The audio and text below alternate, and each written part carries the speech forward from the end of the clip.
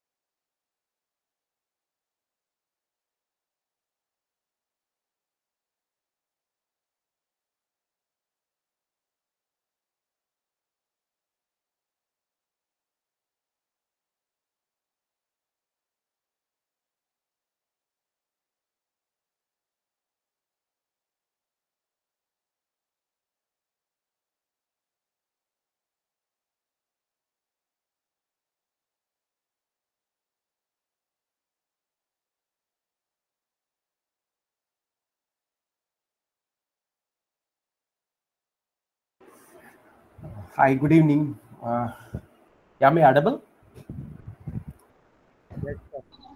Yes, you are. Yes.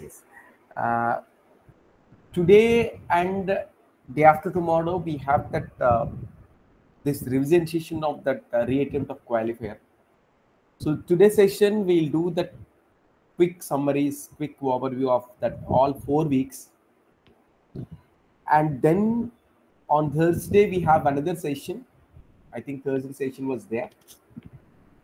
So I think it will be say 8 to 10. I think so. I'm not sure. We'll check the calendar. So at that time, we will take some few questions like activity questions and some of the old term, like last completed term qualifier paper we take and we'll discuss. Is it okay? No? Shall I proceed with the quick summary of all 4 weeks today? Yes, sir. Yes, sir. Yeah. Good. Uh, is it visible now? It is. Now we are starting with week 1 and followed by week 2 and week 3, week 4. So let me start with it. So we are starting with week 1. Quick summary and brief summary of the week 1 is. So let me understand each of that. What really in the week 1 we have and what kind of new concepts you learned in the computational thinking in the week 1. So we have started with variable. Actually, variable is nothing but a symbol. I think in the past, in the procedure or pseudocode, you might have been worked with a lot of variables like x, y, sum, all these are. So the variable, it can be called as a symbol. Someone says it is symbol. Yeah. So you can say that it's a collection of alphabets, It's a named one. Yes, sir. You are, hello? Any clarification? I'll mute everybody. If anything have a doubt, you can. So it's a symbol, or you can say that example, you can talk about x and y So something like this, a collection of alphabets, which is used to represent varying expression or quantity. What exactly varying expression or quantity is? X you can declare 0, or later Sir, you that. sir, sir, skin is not visible. Huh? Sir, skin is not visible. Hello? Huh?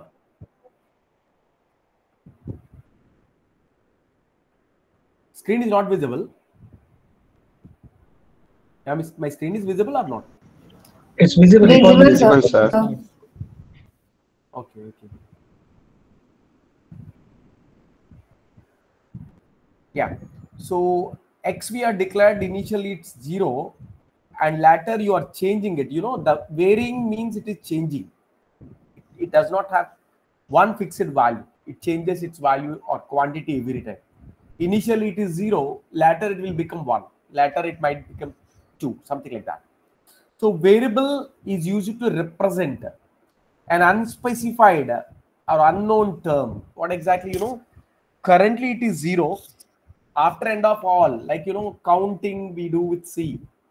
After end of entire procedure, you might get C some value in the sense counting of students who belongs to the city of Chennai, something like that. So that's called variable. Variable means it's a symbol, or you can say that it's a named, you are giving a name for that. So example, they said, counting number of cards presents in the scores data set. Right now, if you see that scores data set of students, you have totally 0 to 29 cards are there. Of course, it is 30 cards are there. So for that, what we do is we take initially count.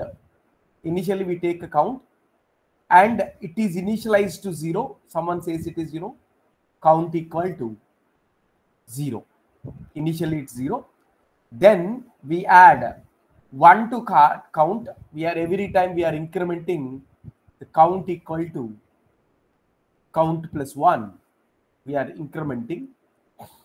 We are adding 1. So whenever we move a card from pile 1 to pile 2, we pick a card from pile 1 and we move it to pile 2. During that process, what we do is count equal to count plus 1 we do. Initially it's 0. So later it will become 0 plus 1. And after that it will become 1 plus 1. After that it will become 2 plus 1. Something like this.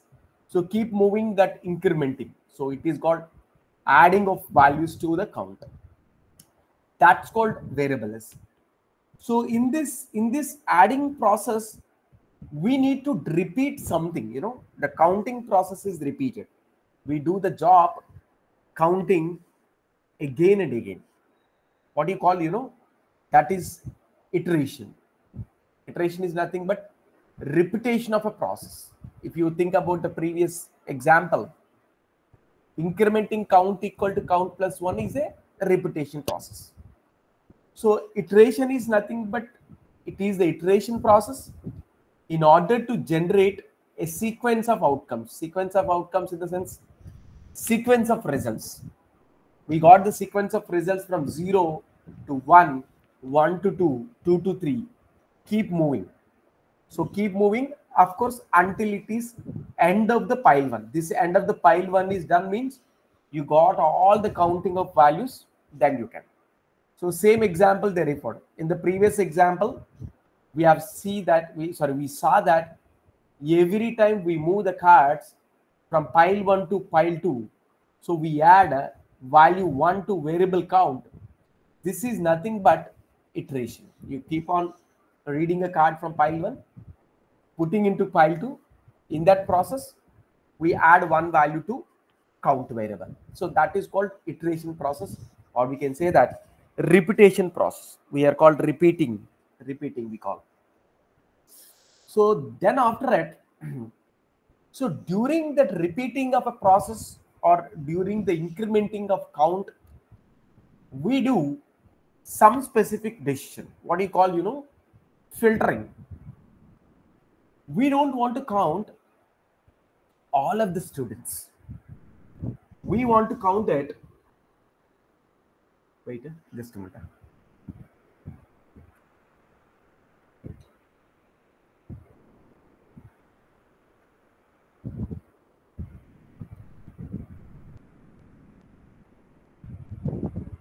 Just a minute.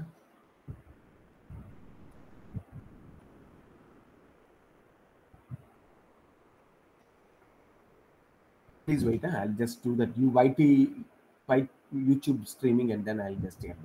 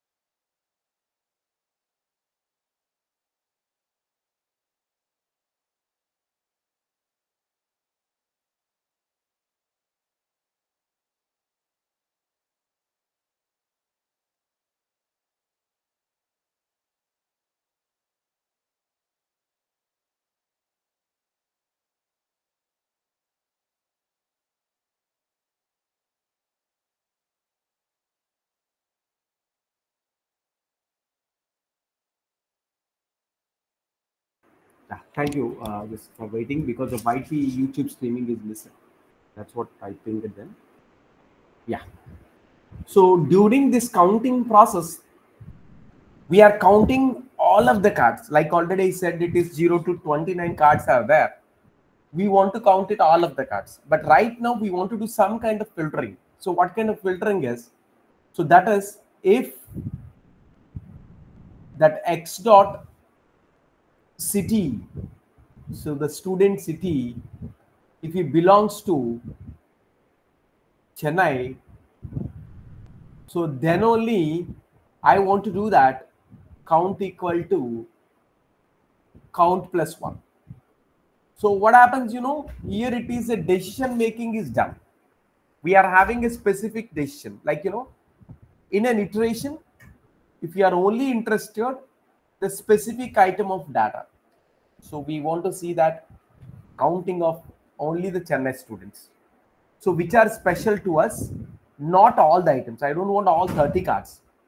I want that only Chennai students count. So at that time, see, so example again, if you want to count only the students from Chennai, in this case, we'll move all the cards from pile 1 to pile 2, but we'll add, so one variable, like, we are adding one to variable count only when you find the students from Chennai. So I hope you understand up to this. So we have learned variable, we have learned iteration, we have learned filtering. So any clarification about these three, please ask me. No, sir. Shall I proceed?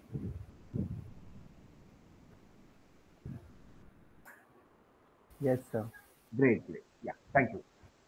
So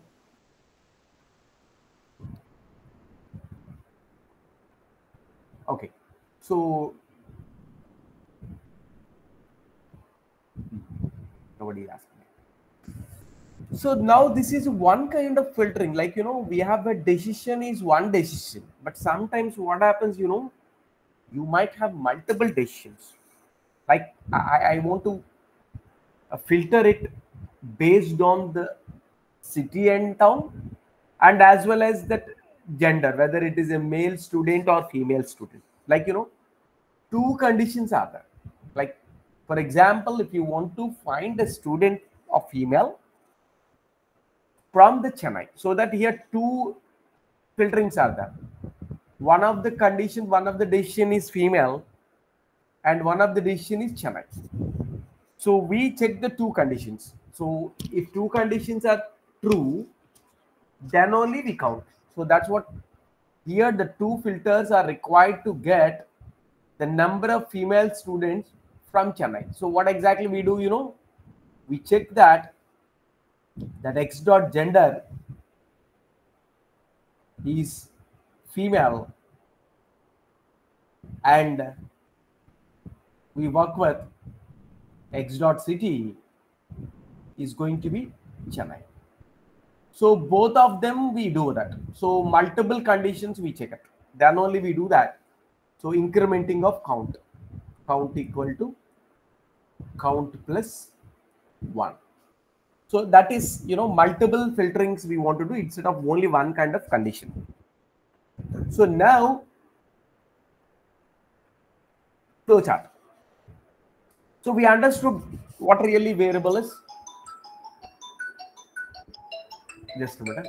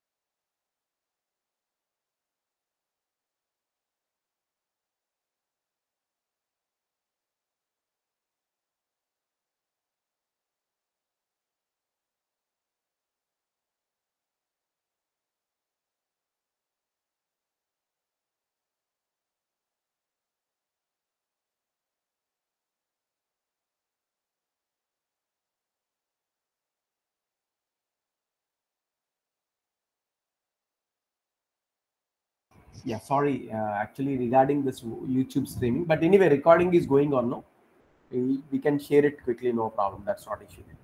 Yeah. So now what is it visible? Yeah, it's visible. Right. So we have seen that till now variable and then iteration, then we are doing filtering. We have a single filtering, we have multiple filtering. So what we do is the algorithm, what you define, that is a text-wise procedure. You write the text-wise procedure. But if you want to represent the procedure diagrammatically, image-wise, same one solution, but another way of representing. Another way of representing is called flowchart. It's a pictorial or diagrammatical representation of the algorithm. So whatever algorithm procedural steps we write it, the same thing we want to convert in the diagrams pattern. So that is called flowchart. So flowchart is a diagrammatical representation using some defined shapes. We have some kind of constant shapes are available. Through that shapes only we are representing it. So first basic basic flowchart symbols, if we think about it, these flowchart symbols are necessary. If you want to draw any kind of simple flowchart, that it requires these symbols.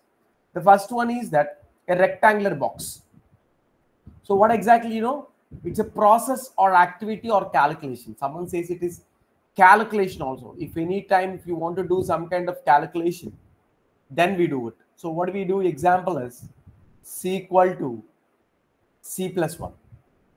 So similar way, initial value of C, if you want to give it some initial value for the C, so you can say that C equal to 0. So this is what simple process or activity or calculation. We are doing some computation or calculation. So after that, we have flow lines, arrows. So you have arrows for top to down, and we have right direction arrows are there. We have left direction arrows are there. Sometimes we have loops are there. Upward direction also we use it. Like, we are connecting to top. So at that time, we have top direction, like, top to bottom. So bottom up is there, left direction, right direction. So that means your flowchart, your execution flow is going to which path. So you can identify it. So then after it, decision making. So whatever filterings we use it, the if condition, if you want to represent it diagrammatically, so we are using this diamond symbol. So this diamond symbol has true side is there, false side is there. There is no rule that left should be false, right should be true. So you can write that left side true and right side is false, not an issue there. So whenever true, it executes something here. Whenever false, it executes something here. So there are two ways. Either you want to go side, true side you want to go, whether you want to go false side. That is called diamond decision, we can say that. So what you represent that diamond shape as the if conditions, the filterings we use it. So if conditions, or we can say that whenever you write filterings, so at that time we use that diamond shape. And the next one is that oval shape, we can say that rounded rectangle, rounded one. So this rounded one, it represents that starting of the procedure, and someone you can represent with ellipse also, ending of the procedure, that is stopper. Or you can represent with rounded corners also, something like this. So this is, so corners are rounded.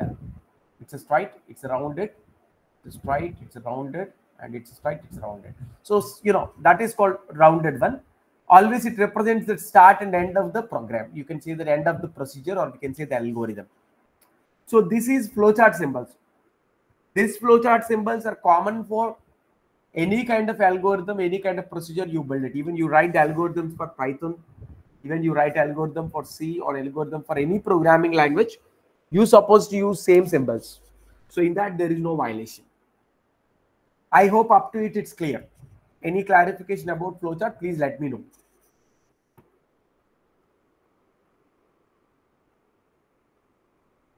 Shall I go for the next?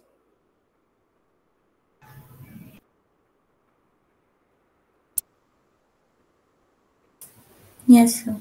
Okay. So now we are going that the important facts, like these things is very vital thing, because once you entered into this data types, you might worry about what kind of data, what really we can do, what can be operation we can do with data. See, data types is simple. It defines the values. So you can say that it's a category of data which you store it into variable. See, that defines the values that the variable can take, and set of operations that are permitted. See, the data type is nothing but the category of the data, which kind of data you want to store it, and what operations you want to allow. For example, C is equal to 0. So once you store this one, it is an integer type data because it's a number.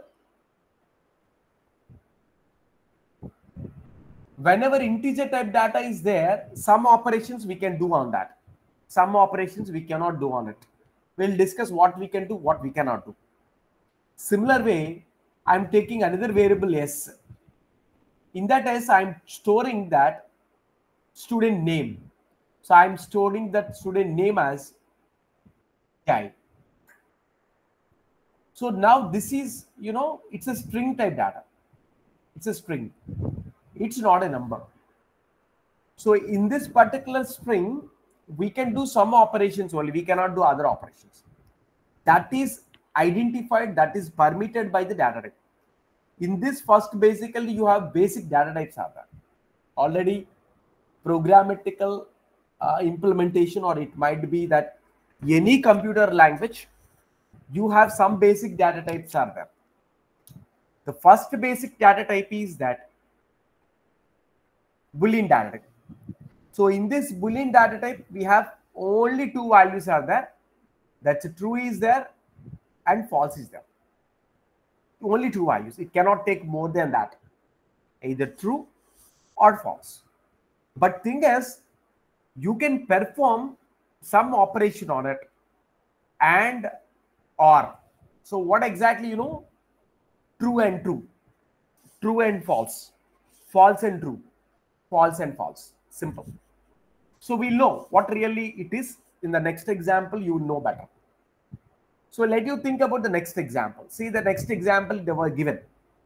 The X is a card. We are extracted one card from the pile 1 and I want to filter the contents. The filtering is based on gender, whether he is a male, and same student, whether he is coming from Chennai or not. So here, two things must be true. Then only we can do something. Do something. Do something. If first one is true, second one is true, then only do something. That is. And the second one is there. Any one of these true is okay. Like male is true, Chennai is false. For example, a student is there, his gender is male, but he came from Bangalore.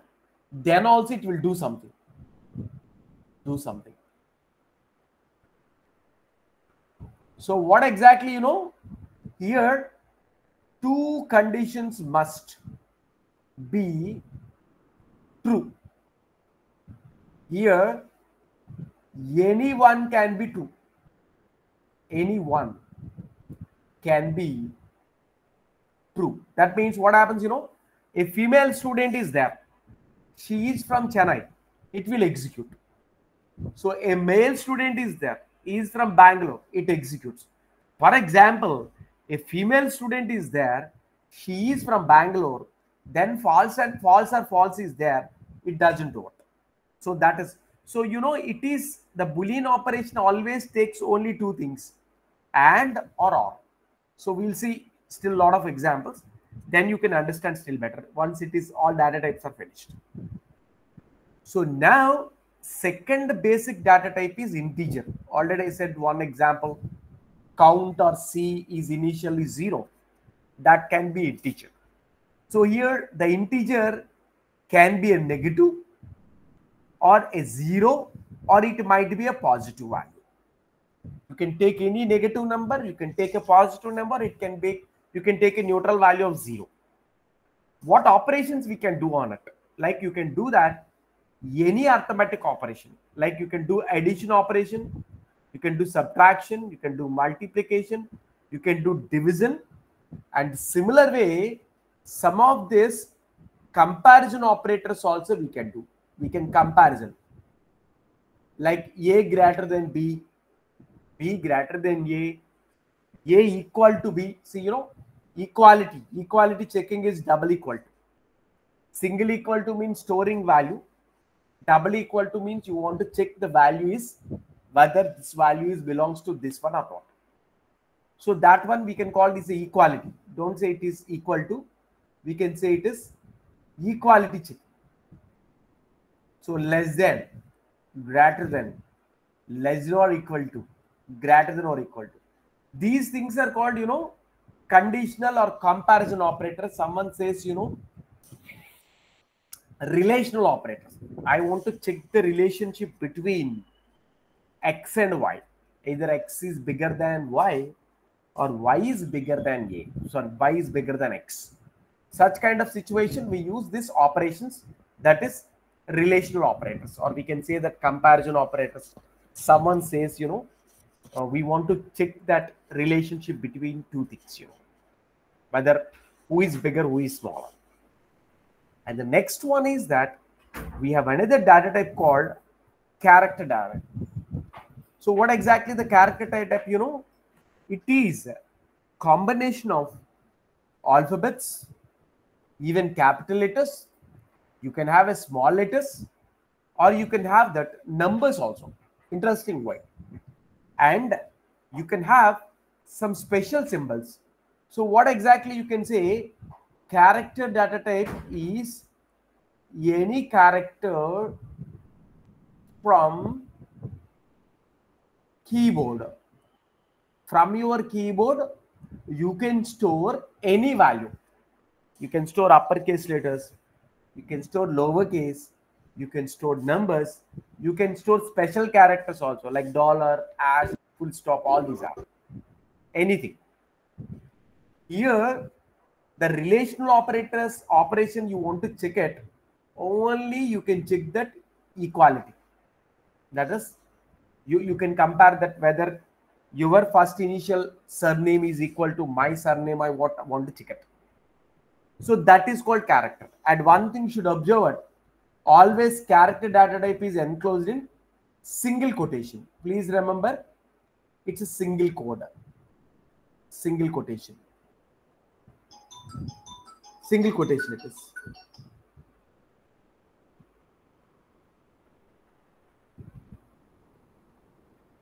Wait, just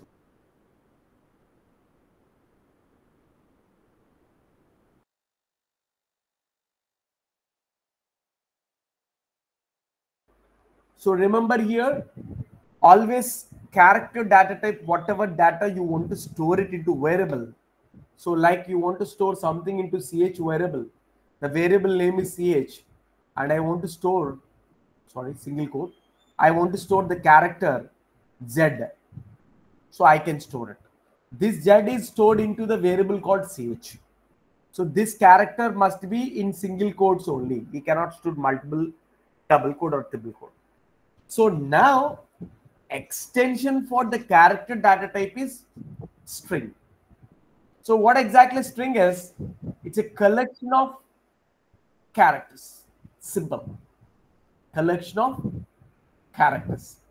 If one character is stored, that's called character data type. If more than one character is stored, that's called string.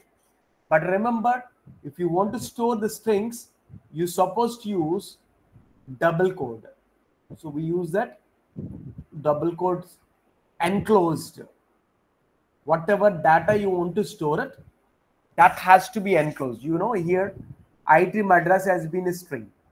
So 21F is a roll number, it's a string.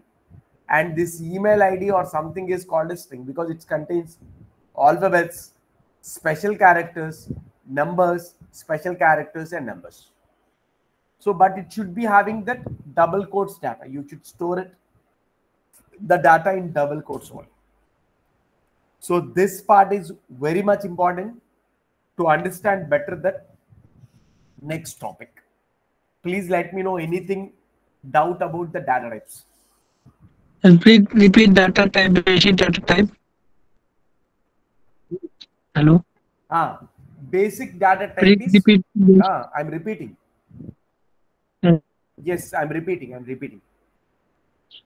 So data type means what type of information you would like to store it into computer. Okay, so what type of data? So if you store the data, we don't leave it like that. We try to interact with the data. We try to communicate with data. Do something, don't do something, do something, don't do something. So this communication is called operations. Operations. We store the data and we do some operations on it, like you do addition, multiplication, conditional checking, something like that. So the basic data types are primary data types. What do you call these are all, primary data types. Without these data types, no programming language was there. Any programming language must be defined these data types. Then only you can do computer programs. You can do any kind of program. So in this, first data type is Boolean. The Boolean data type can store only two values. That's a true and false. Of course, short characters they are using. True means T, false means F for easy understanding and easy naming convention. So this particular true and false can perform only two operations. That's AND operation and OR. So what exactly you can try that true and true. You can try that true and false. You can try that false and false, something like that. Similar way, you can try that true or true, true or false, false or false, false or true. So this operation only allowed. We can do that only the operation and OR is allowed. example they have given. See, look at, whenever one card is taken, you want to do that multiple filtering. Already we have seen that multiple filtering here. So I don't want to filter with single condition. I want to filter with multiple conditions. Whenever you do the multiple conditions, definitely you require that and or. Either and has to be used or has to be used. So that's, they have taken one example. See, x dot gender equal to male and x dot city dot town equal to Chennai.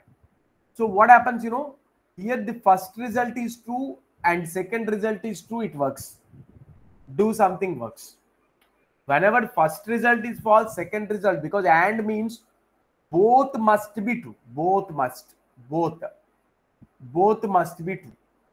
For example, I am writing that true and another true also giving, and true. What does it mean? 3 must be true. 3 conditions. I hope you understand.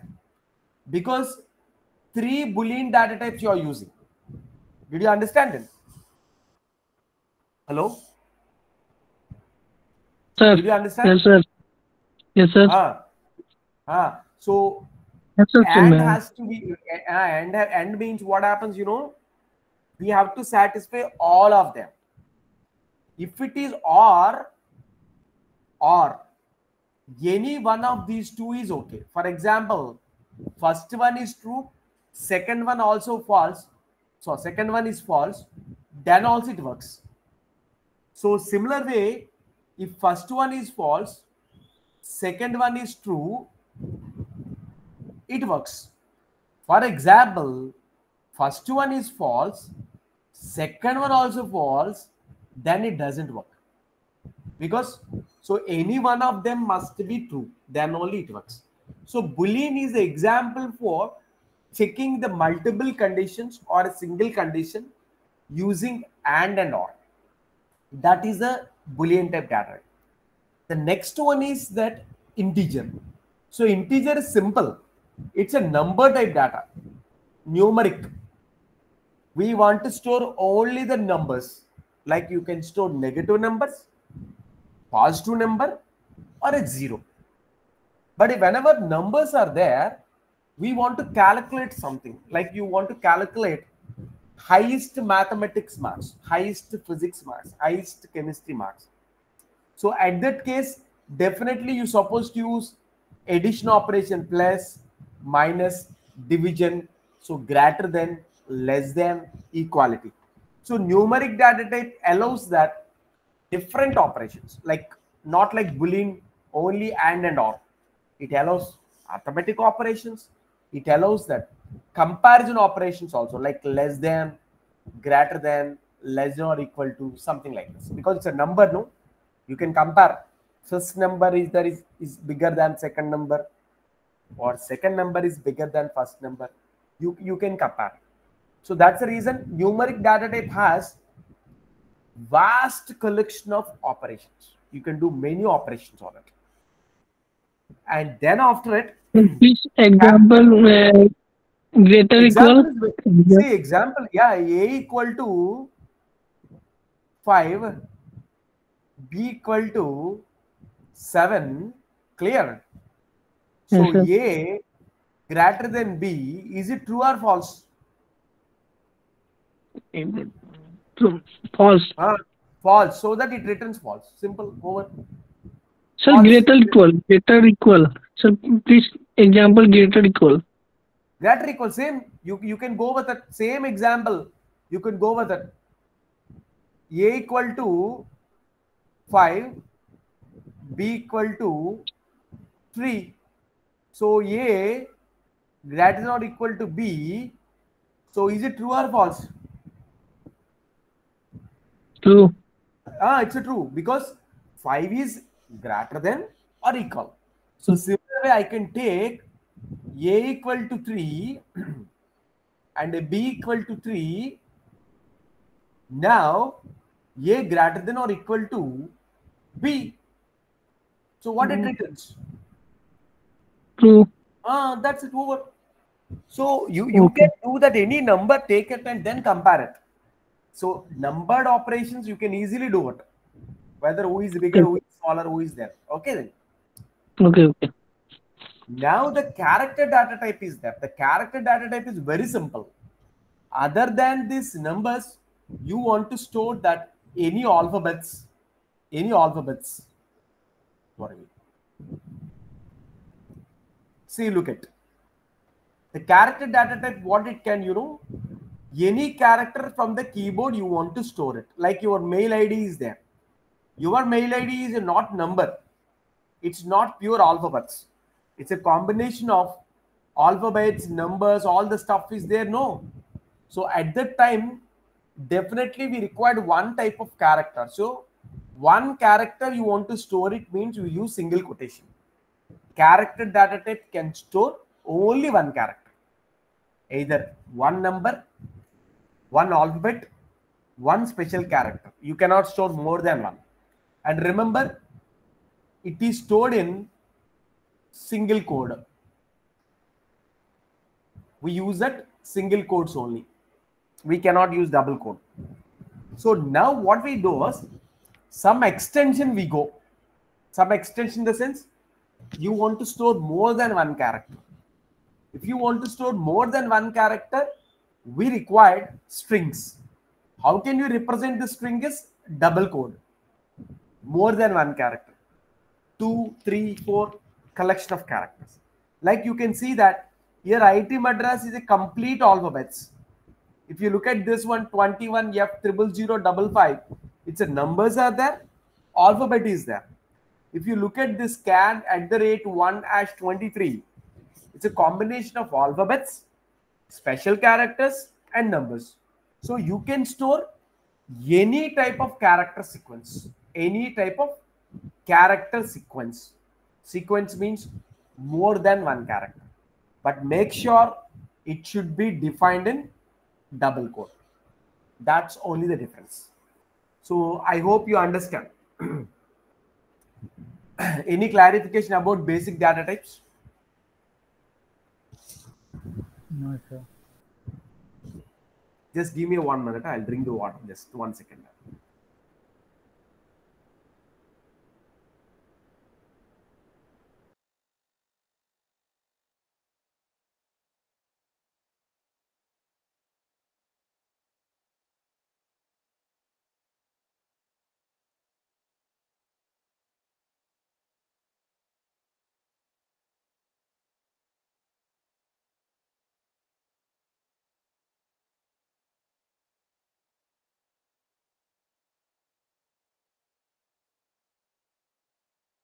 Yeah, thank you. See, look at it. Now the data types of basic data types are fixed. We don't have change in that. But thing is, from the basic data type, we create subdata types. We create subdata types. So subdata types, what exactly, it restricts the basic data type in terms of their range, constraints on their operations. I'll tell you one thing. See, gender is there. It's a character type data because we store that male or female. So in this case, we have to store it's a character data type. That too, we store only two values, either male or female. We are sure this is a character type data. It's a character type data, but it is a fully restricted. What the restriction, you can store either M character or F character. We cannot store in this character X. Will you store the gender is X? No, it doesn't allow. Similar way, the maths marks is there. Maths marks.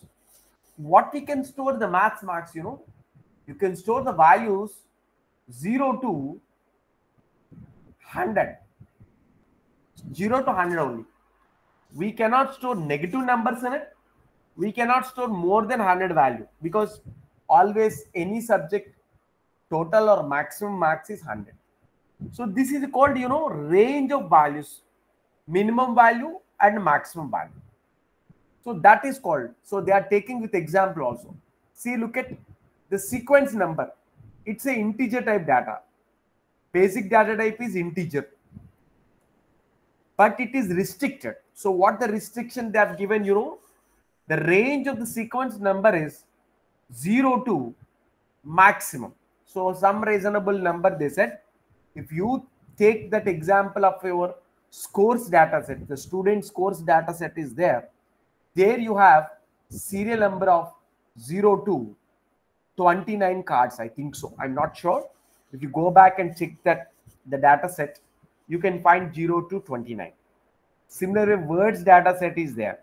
There I think you can find 0 to 60 words or something. So that is called one particular range of values we agree. The operation what you allowed in the sequence number is, so none of the integer operations doesn't make a sense, because it's an integer, but we don't do that adding of two sequence numbers. What's the need of adding of two sequence numbers? Your serial number is 5, my serial number is 6. So what is the need of adding 5 and 6? Because it's not marks. So we can add and do some calculation. So that it's an integer, but we don't do that any operations on it. But one operation is allowed, that is equality.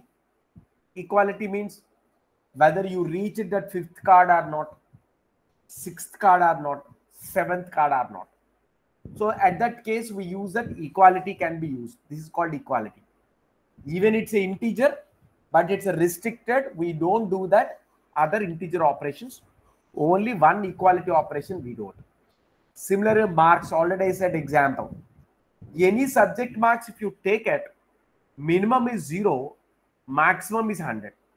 So we don't have a chance a student can have more than 100 marks, because 100 is the maximum limit. So what operations we could do on the marks? So we can do that adding of student marks, subtraction of student marks, you can do it. So simple. So this is what exactly from the basic data type, we are creating our own data type. So that data type will have a specific rules, specific range. We cannot avoid that range. So within that range of values only, we can store it. Out of that range, we cannot store it. Like even you take your student cards is there. There is a field called city and town. Do you see that city and town scores data set? Do you see that? City and town is there? Yes, sir. So it's a string type data, but we cannot store other than city than India. Like you can put the city of Bangalore, you can put the city of that Hyderabad, you can put the city of that Chennai, you can put the city of Delhi, but you cannot put the city of other than India. So what other cities other than the country, like city of this India, within this India only we can put the cities. So that is called one another example where you can say that subdata type. It's a string type data, but we have restricted the city must be within India only. So I hope you understand subdata types. Shall I go for the next? Yes, sir. Yeah, thank you. Now, transforming data types. Some subdata type you want to transport it. Hello, sir, am I audible? Hello, tell me. Yeah, you are audible. In the subtype marks, the operation can be performed as only put as plus and minus, correct? Even I can compare, correct? I can compare mark 1 to mark 2, all those operations I'll be able to. Yes. You are right. Maybe that was based actually. So even you can do that comparison operators, less than, greater than, less than or equal to. Okay. That's greater than or equal to, equality also. Okay. Sorry, that I think that was missed. Okay, sir. Thank you. Because in the marks, definitely we do that less than, greater than. Maximum marks you want to find out, minimum marks. Sure, it's right. Your point is right. Okay, sir. Thank you, sir. Okay. Now, transforming one data type to another. You know, sometimes for calculation purpose, we want to transform this data from one data type, that you go to sub data type, to another data type. Like if you look at this one, 15th January, it's a string type data because 15 is a number and Jan is going to be a character. So it's a combination of alphabets and numbers. So it is enclosed in double quote. But if you want to calculate date after 3 days, what really happening inside, how it is going to that 3 days after, what is really happening, it's very simple. So whenever a date is taken, it will take that internally, it's a representation of integer. Like 1st Jan is considered as 0, 31st December is considered as 364. Of course, it is 0 to 364 for non-leap year, 0 to 365 for leap year.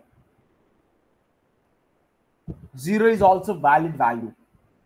So what happens, you know, if you store that 15th January as a string and we want to perform 3 days after, what is the date after 3 days? Really what happens, you know, internally 1st Jan is considered as 0, 2nd Jan is 1. In that way, if you consider the 15th January is considered as 14. For the 14, it will add 3 so that it will become 17. So internally.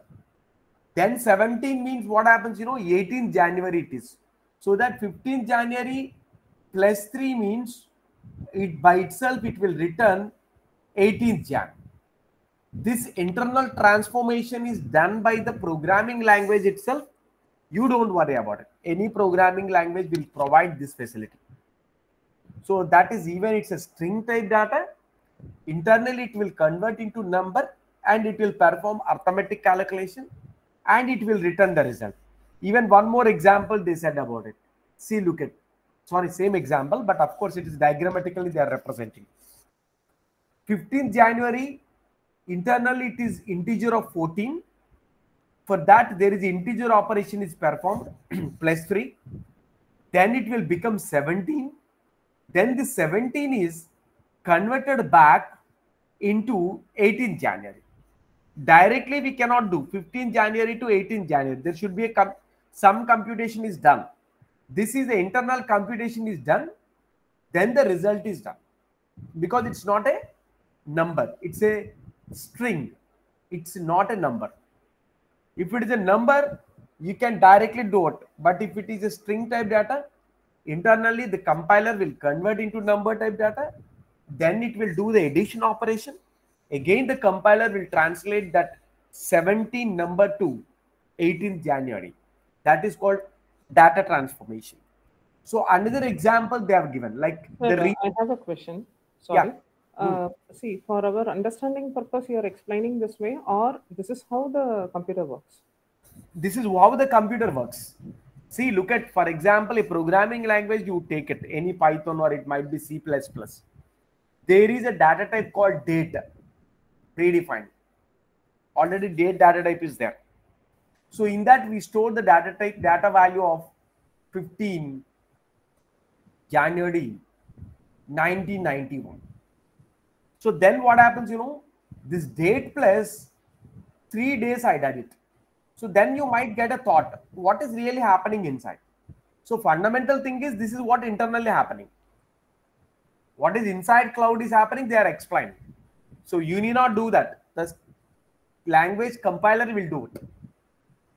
Have you got it? I understand the compiler is doing that, but see, the programming language actually. I understand, sir, but if on 31st December is the date I have given and I add plus 10, okay, then ideally I should get the next year 10th. Exactly. So all these are inbuilt. Are you saying that all these are inbuilt and computer does not have an intelligence to add like a human, like 15 January plus 3? No, computer does not have a no programming language provides this now. The computer is doing only arithmetic operations on logical calculations. That's it. Even in the programming also, like there is no way I can define 15 January plus 3 is equal to 18th January. In one step, I cannot give the intelligence. Yeah, you can get it one step. That's what I'm telling. No, this programming language, you might be Python or Java. You can take any programming language. It is having intelligence. Oh, okay. So, but what is happening? You might be shocked there. What is happening inside? That is explained here. Here. So in the front end, they are showing me it is very easy, but what is happening in the back end, you are explaining us. Because just now they talked about string data type. You know. Yeah. The string data type, it is doing operation of equality only. Okay. Clear? Yeah. But it's a date type data is a string. Okay. See, look at date type data is a string because it's a combination of alphabets and numbers. Correct. But how can you do arithmetic operation so that it is an internal transformation is done? Okay, understood. Similar way, it is done for real numbers also.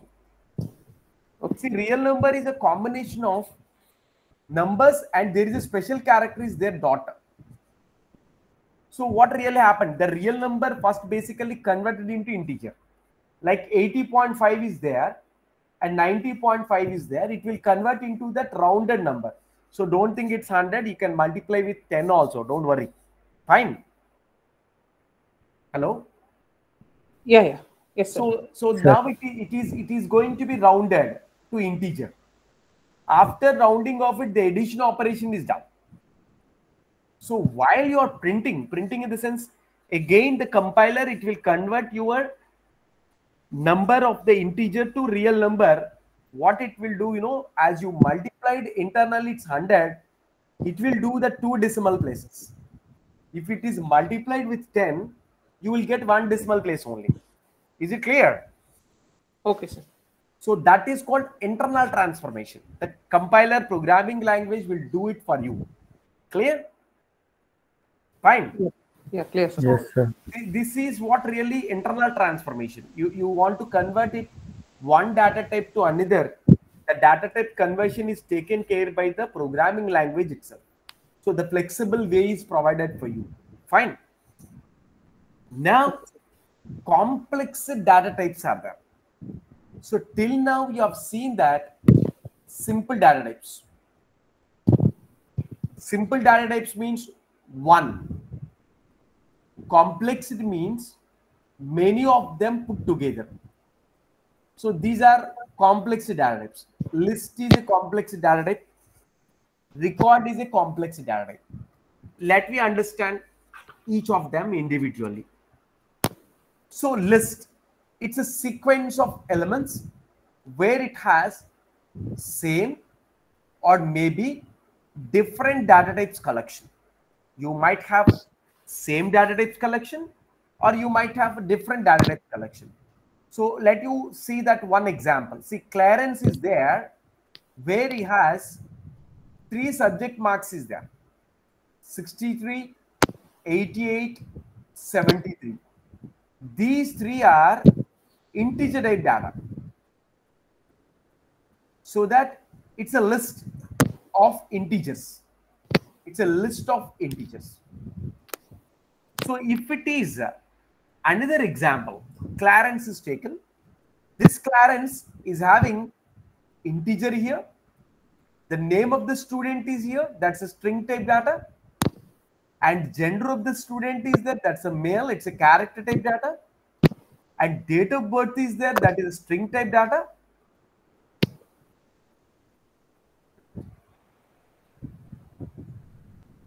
And you have Bangalore, which is a string type data. And these are all integer type data.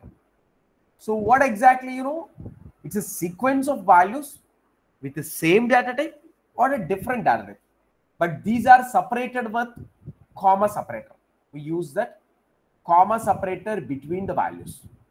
And all of them we put together inside square bracket. What you call, you know, subscript operators, or we can say that square bracket, we use it to represent the list. I hope you understand. Now, another data type is there, which is called record. So record also storing multiple values. But one thing you should understand, each of the element, it contains that name is there, value is there. Someone says that key followed by value. Key is there, value is there. Between that, there is a separator called colon symbol. So we are using that colon. So it's not semicolon, it's a colon. Sorry, it's a colon symbol. Double dot. We use a colon symbol. So key is there, value is there. And one thing you should understand, this key is always unique. We cannot have duplicate, but values can be duplicate. See, look at here. Sequence number is a key. Name is a key. Date of birth is a key. So value is here, 9. Name is Clarence. Date of birth, Bangalore. These black color things are values. So you might have same marks for maths of 88 and same marks for physics, same marks for chemistry, no problem. But this key is there, no? This mathematics, physics, chemistry, it must be unique. It cannot be duplicate. So you should have the keys are always unique values only. That's a constraint for record. So the between that, and one more thing you should observe it, that record is defined with set bracket. So all of the values are in the set bracket. So this is set bracket. We can say that left brace and right brace, you know, left set bracket and right set bracket. So that's a difference between list and record. So please let me know any clarification. If you go, Sir, I need a clarity. This list example 2 is able to convey to me the same information in an easy way. Then why I should go an extra step and do a record? Exactly. So that's a good question. So here this card is not so complex card. This is not a problem. This is a simple card. For example, if you go for shopping bill data set, do you see the shopping bill data set? Yeah. So in that, what happens, you know, the customer name is there. Okay. Customer name and shop name is there. Okay. So then after it, so you have a big table is there. Yes. If you could see that. Yeah. So in this, you can find that item, category, item is there. Okay. Category, quantity, Okay. price, and cost. Sorry, maybe some 1 or 2 is there. I don't worry about it. Yeah, here items are, many items are there. Am I right or wrong? Yeah, that's true. Now, so this customer name, so maybe it is Kumar. Okay. We are going with that, no issue, comma. So then after it, shop name, it's a Big Bazaar. Okay. Now we started the complication. Oh. So what is the complication? You know, yeah, this item is not a one item. It's a collection of items.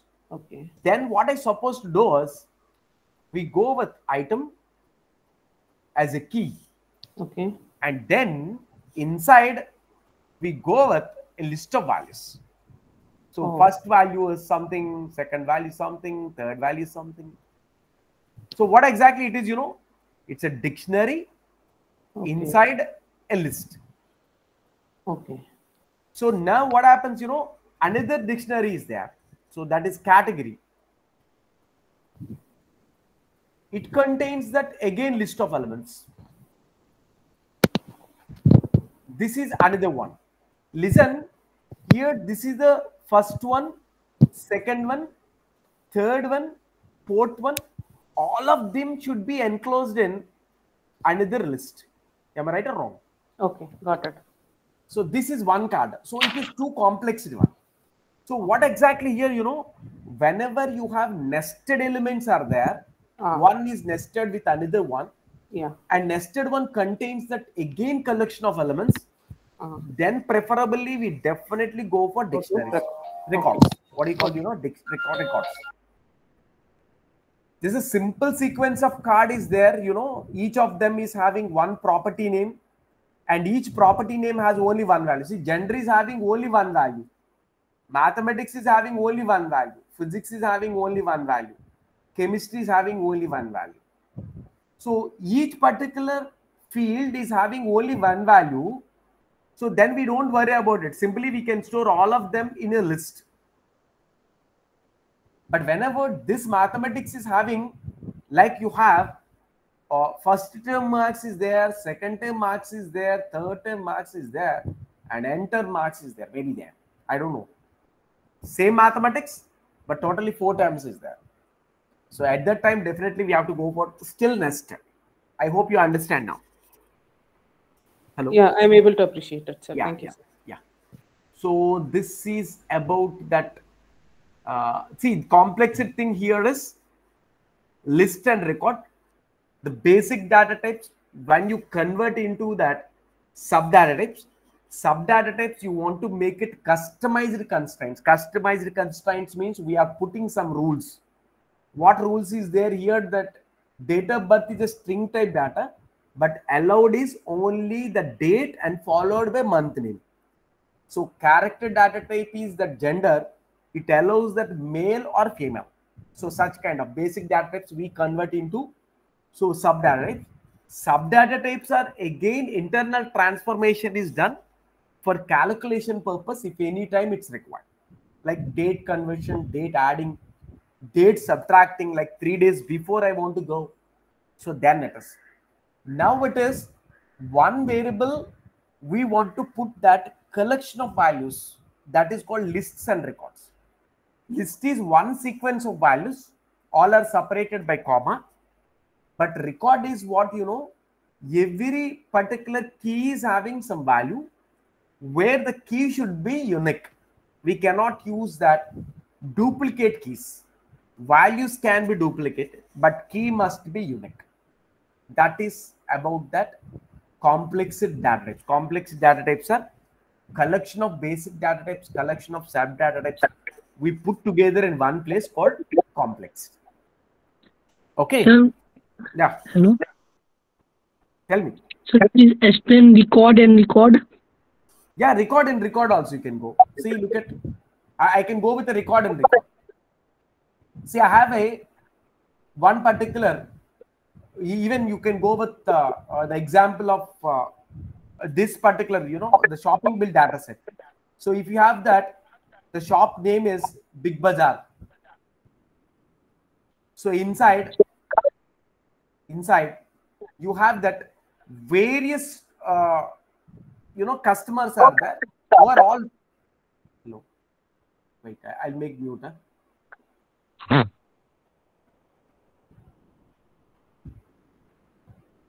See, I want to make a Big Bazaar list. In that Big Bazaar list, I want to make that all of the customers who have been bought from the Big Bazaar. So what I'll do is, this Big Bazaar is there. In that, Ravi has purchased one particular item, and this Ravi has purchased that. This Ravi has purchased it. A list of items he purchased it. So maybe he has a list of items. This is one particular record is handed. Big Bazaar, one customer, that is Ravi is handed. So similar way, again you might have, sorry, wait a minute. I'm closed, sorry. I should not close it. Because record and record, no, you want it? Yes. So this particular Ravi items are over. Then we start that from the Big Bazaar. Another student is there, another customer is there. Damodar. So he is purchased that, a list of items. Again. So another is there, Kumar. So he has purchased it, a list of items. So up to this, the dictionary is over. Like, dictionary of Ravi, Damodar and Kumar is over. And end of it, then end of this big buzzer is also over. So what happened, this is a record. It contains inside records of Ravi, inside records of Damodar, inside record of Kumar. So hope you understand. Clear? Yes, sir. So simple. And even you can write that record inside a record is, so even for the student card also, like you have that, I want to make one particular record Bangalore. So the Bangalore is the key I am taking.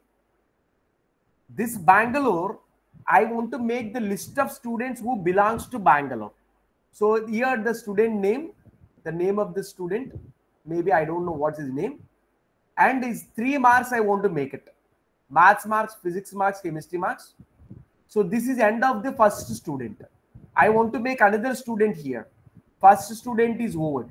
Now another student I want to make it. Another student name. Sorry, it is a name 2. It's a name 1 because names are always different. That's only the unique key, So here the 3 marks of the second student. Sorry, it's a list. Similar with third student, fourth student. End of all students is done. End of Bangalore is done. So really, this Bangalore is a record. Inside record of first student is there, second student is there, third student is there. It's very simple. So you can build that records inside records also. It's not an issue there. Yeah. So I'll go for the third week. Just give me a 1 minute. I'll drink the water and come back.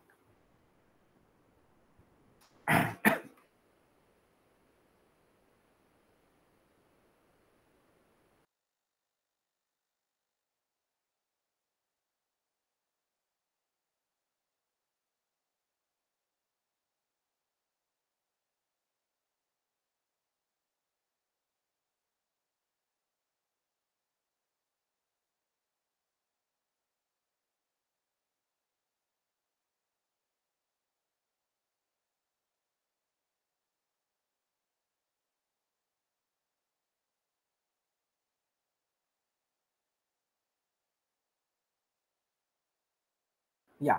So complex data types can be nested. One record might contain another record. So one list might contain another list.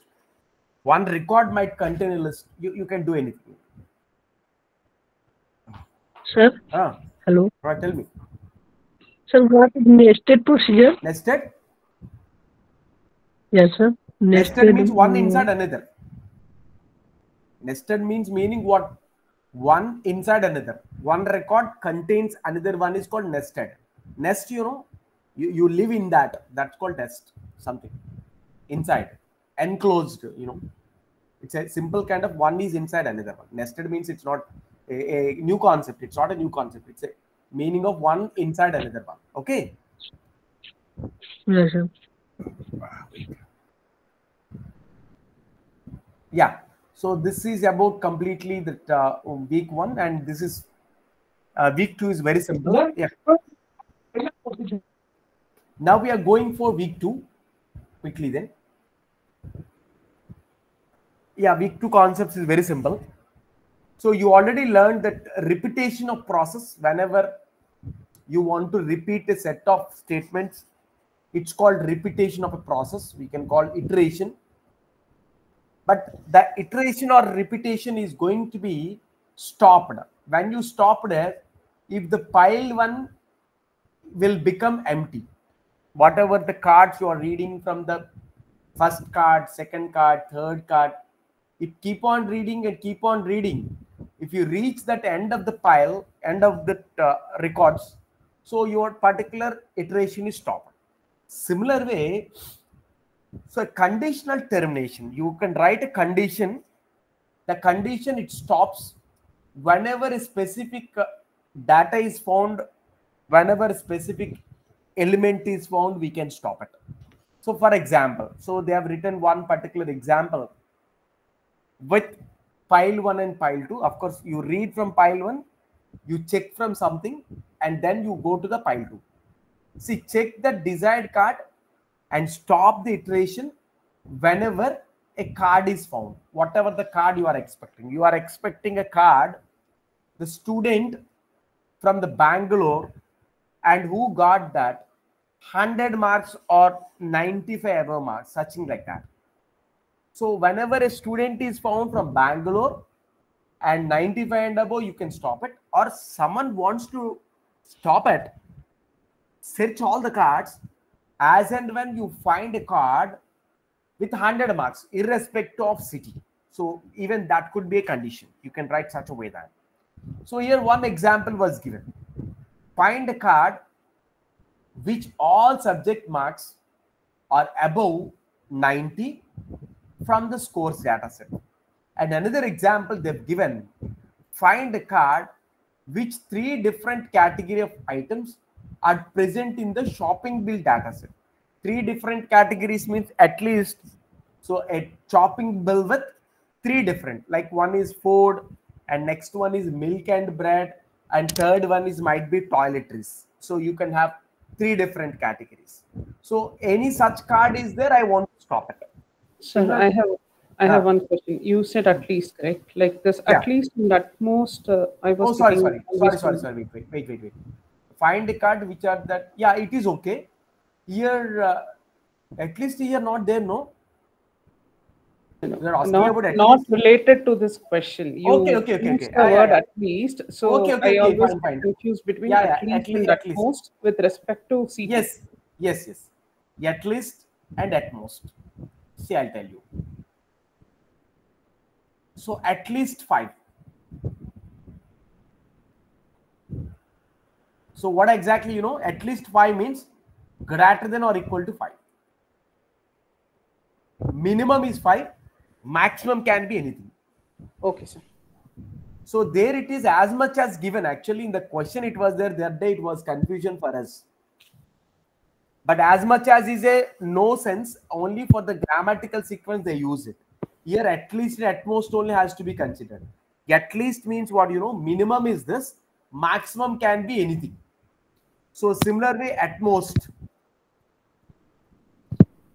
5. For example, at most 5 is given. So less than or equal to 5. Okay, sir. Maximum is 5. Minimum can be anything below 5. Simple. Okay, sir. Clear? So that is okay. Yeah, it's a good one. Any kind of clarification, someone, this could be helpful for us. Even for solving the questions when the day after tomorrow we. Sir, can you repeat it, sir? Yeah, sure. See, in the questions, even activity questions, even in your practice assignment, even grading assignments, so they will give that. So what is C value? They'll ask it. In the options, they'll give it. C value is at least 5, they'll give it. So what does it mean? You know, C value must be greater than or equal to 5. This is the meaning. So C value can be 6, 5, 7, anything above 5 is allowed. That is called at least. So whenever at most is used instead of at least, so at most 5 is used, what does it mean? You know, the C value should be less than or equal to 5 because 5 they have used it. So we have a least value is 5 means highest can be anything. Most value means highest value is 5 means anything below 5 is allowed. That is called at most and at least. So what is the minimum value? What is the maximum value? At least says minimum is 5, maximum can be anything. At most says that, so maximum is 5, minimum can be anything. Okay. Minimum can be anything means minimum can be anything below 5. Oh, sorry. Minimum can be anything below 5. Okay then? Yes, sir. Fine. Sir, in that condition, for example, 2, they have said only fixed 3 different categories. So I cannot have 1 category, 2 categories. So I should take always 3 categories, correct? I don't understand. Please tell me once again. Okay. See, here they did not tell me at most. Or they did not. Yeah. So at least at least I should understand. So it is. No, here at least is not there. At most is not there. So what exactly, they have to check it all three conditions. See, I'll tell you what exactly is. Here, what they're supposed to use is, wait. They did not tell you that at least and at most. So what I supposed to check is, I have to check that three conditions, which are independent conditions. So what I supposed to check is, if X dot category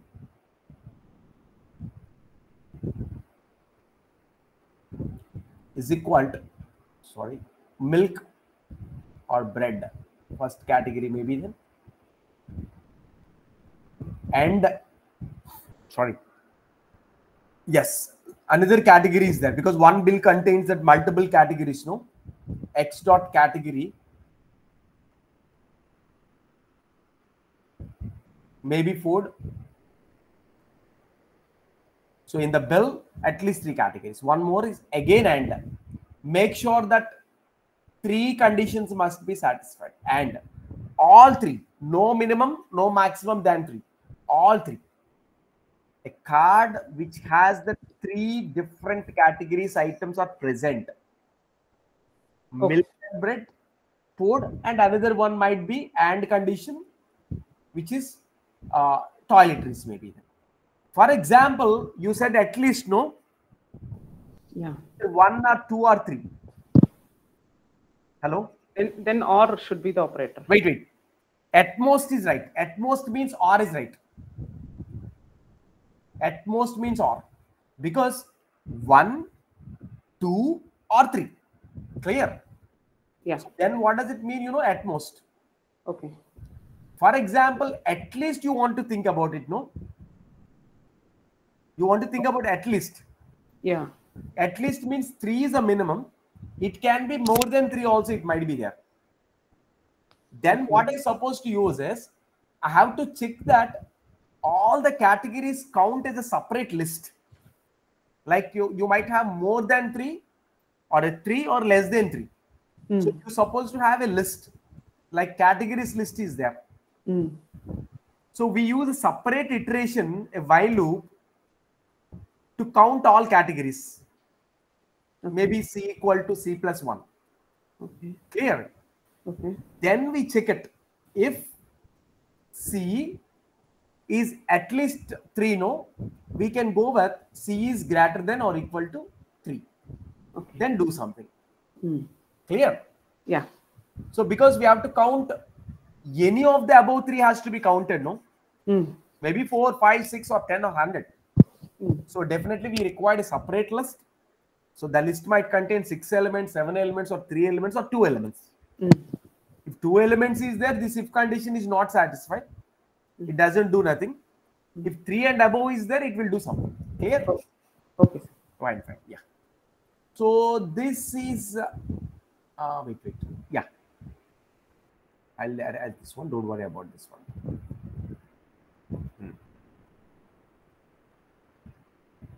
So here iterations are required to stop the condition or repeat the condition. Whenever a particular required filtered thing is found, it will stop it. A required card is found. So let me have the required card is something like all subjects are 90 and above, we stop it. Or any student from a particular city, we want to stop it. Like they have taken one example. See, initially, they took one value called A is true, which is called stopping or continue the condition. We repeat until all the cards are finished in the pile 1. And initially A is true means it will repeat. True and true means true, it will enter into the loop. In that loop, first card it will read. If the first card is from Chennai, immediately A will become false. Once A will become false, what happens, one of the things is false means it will stop the loop because we have used it and condition. So you know that and condition means both must be true, no? But one of them is false so that it will stop it. Whenever you stop it, that means that you found that required card. You got it, the required card. So whenever required card is there, we'll stop it. Similar way, I want to stop at whenever a student, you found that any of the 3 marks is greater than 90, I want to stop at any of the 3 marks. So not mean Sir, like, huh? hello? Tell me. Hello. So now Okay. I want to do that. Huh? My voice Sir, is your not voice clear. is not clear. Hello. Clear, sir. Clear. Okay. Your voice is See, not clear. Yes, sir. maybe No, it is clear for us. maybe I think some internet network connection at your level. Please check it. See, I'm taking one example of this. Another example I'm taking.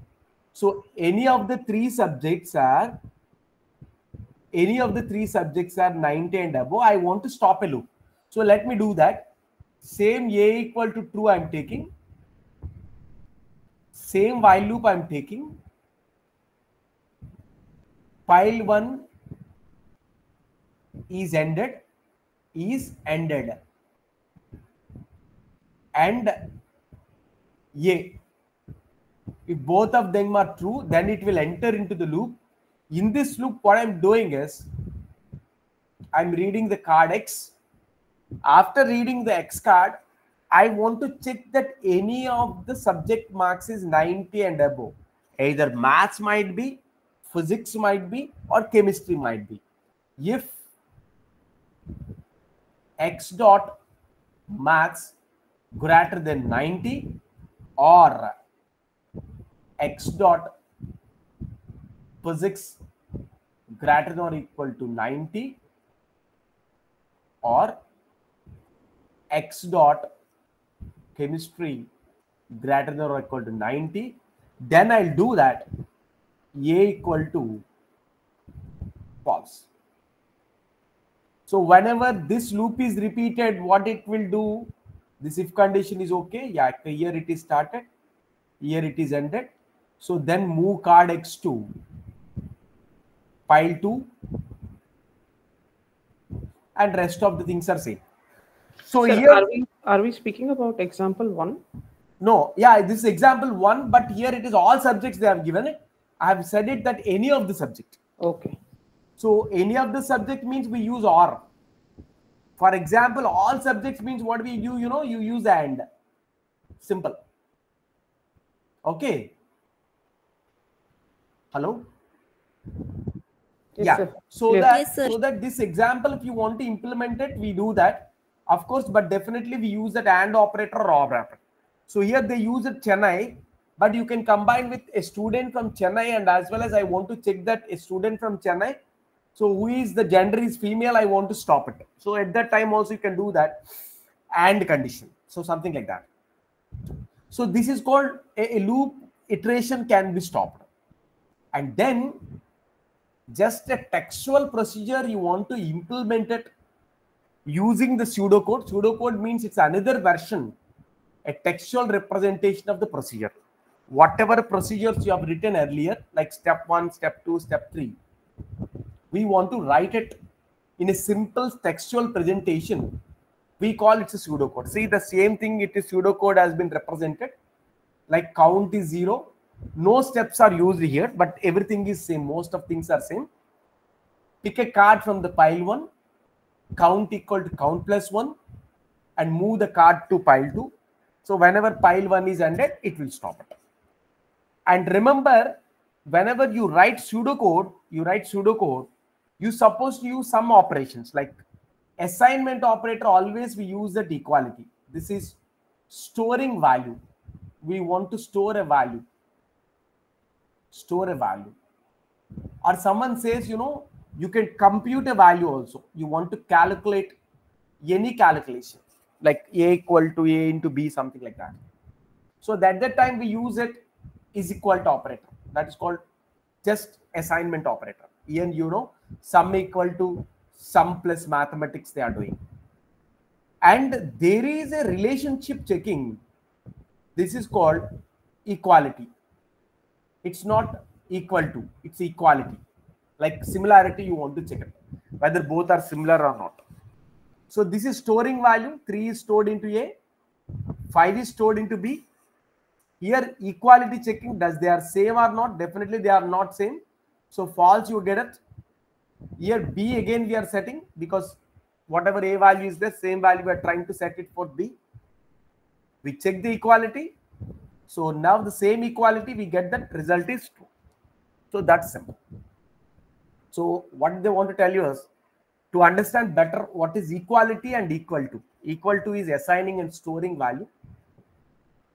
Equality is just checking the similarity between two variables. Now, condition checking is there. See, one-time condition checking is there. Actually, it is missing. Two-way condition checking is there. Two-way condition.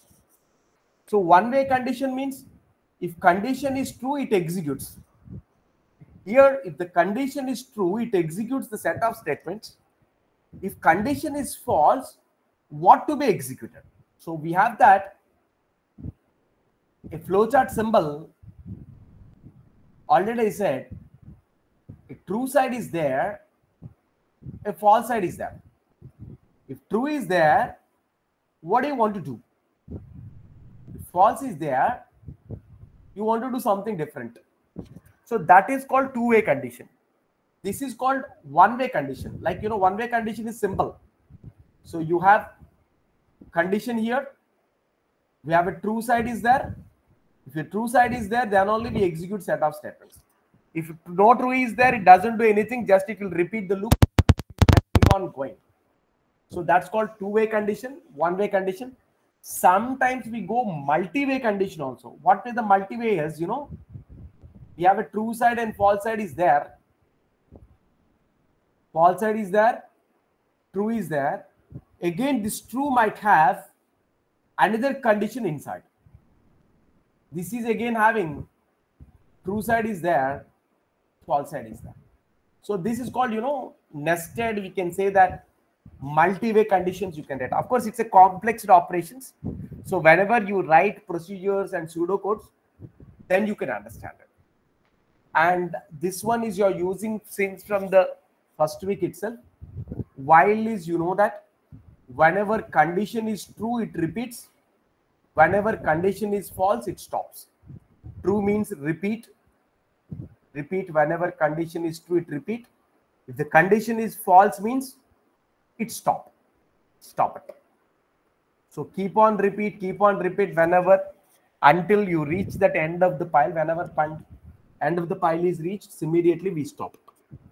So this is about that second week. Second week is almost the first week.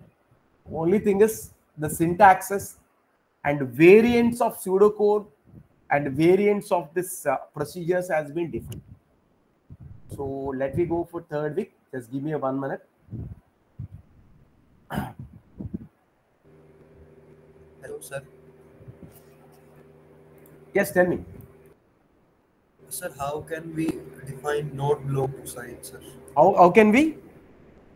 Not belongs to More? sign. More? Not belongs to symbol.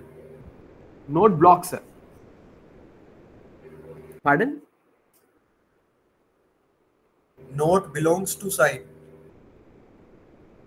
Note belongs, sir. Yes. I don't understand. Please, can you type it in the chat box, please? If possible. Quickly. Sir, I have a doubt. Hmm. Sir, why we use A is equal to true? Yes. This could be a, wait.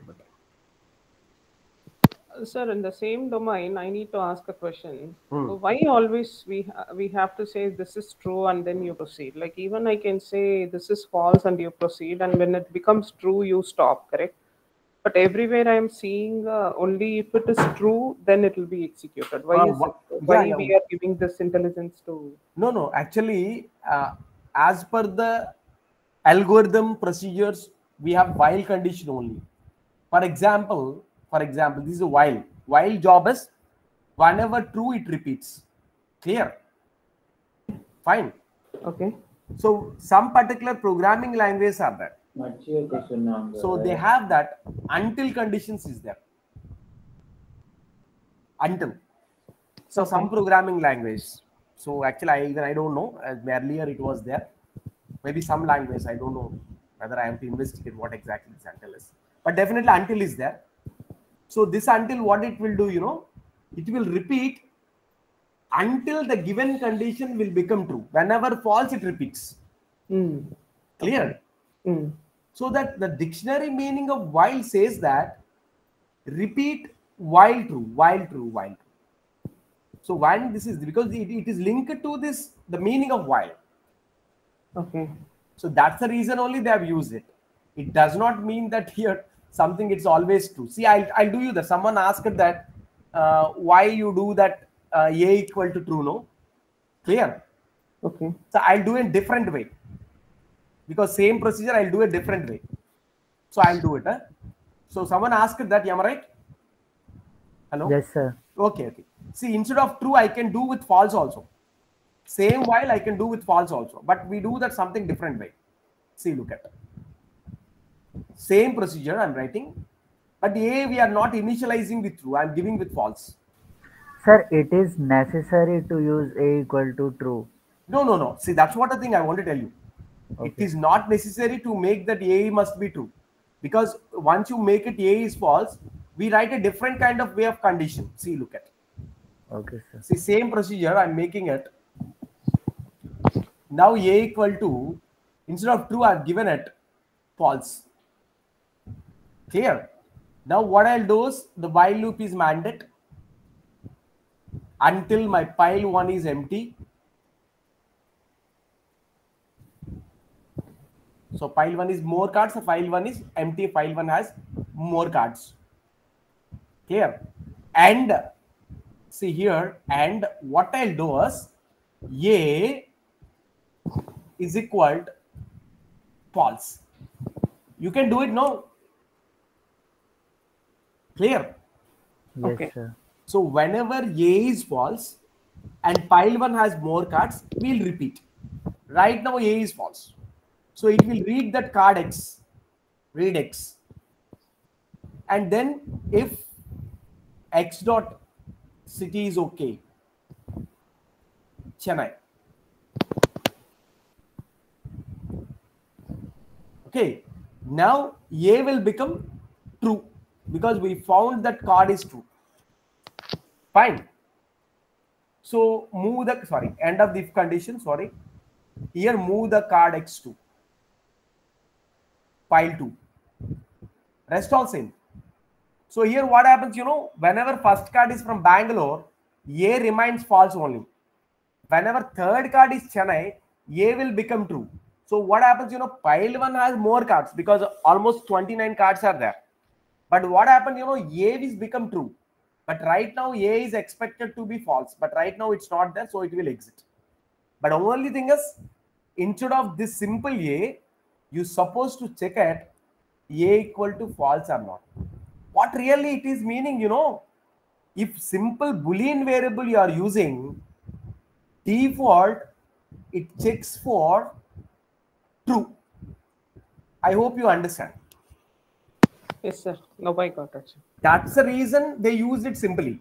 So actually, instead of this, what you can make it here is, instead of this A, I can use a meaningful variable name called found.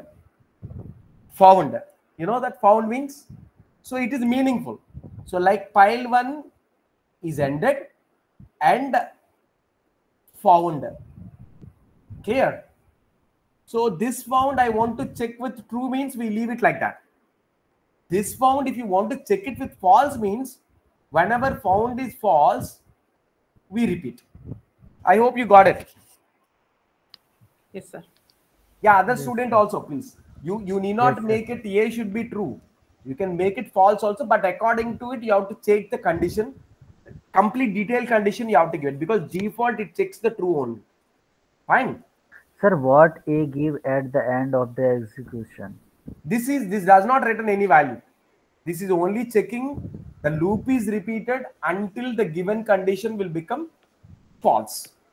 So whenever false, the loop is terminated. That's one thing they want to tell it. It does not return, it does not print anything.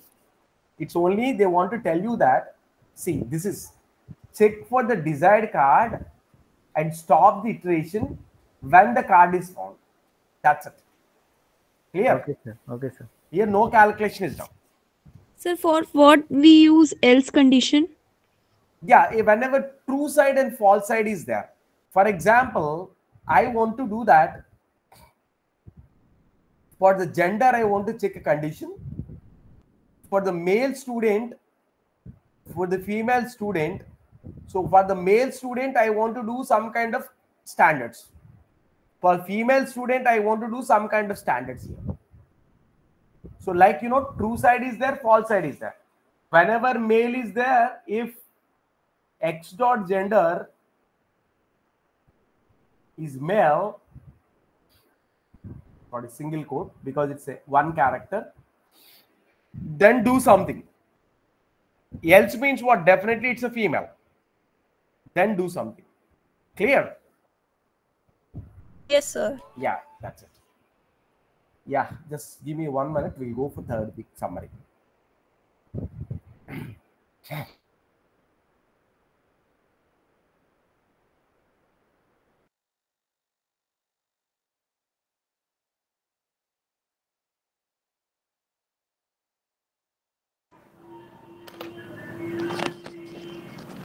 Hello? Hello, sir. Yes, yes. Sir, in exercise or in activity question or graded assignment question, there are different types of question which is little bit low, Little bit. low, low level of questions, and in exam we see little bit high level of questions. That's the reason. Exclusively this week. But no, sir. The format of question is very different, sir. That's what the reason. What I'll do is Thursday we have another session. So same that reattempt qualifier. Yes, we sir. are targeting previous term question paper. I'll take it. But sir, in lecture we get knowledge upper level of question, sir.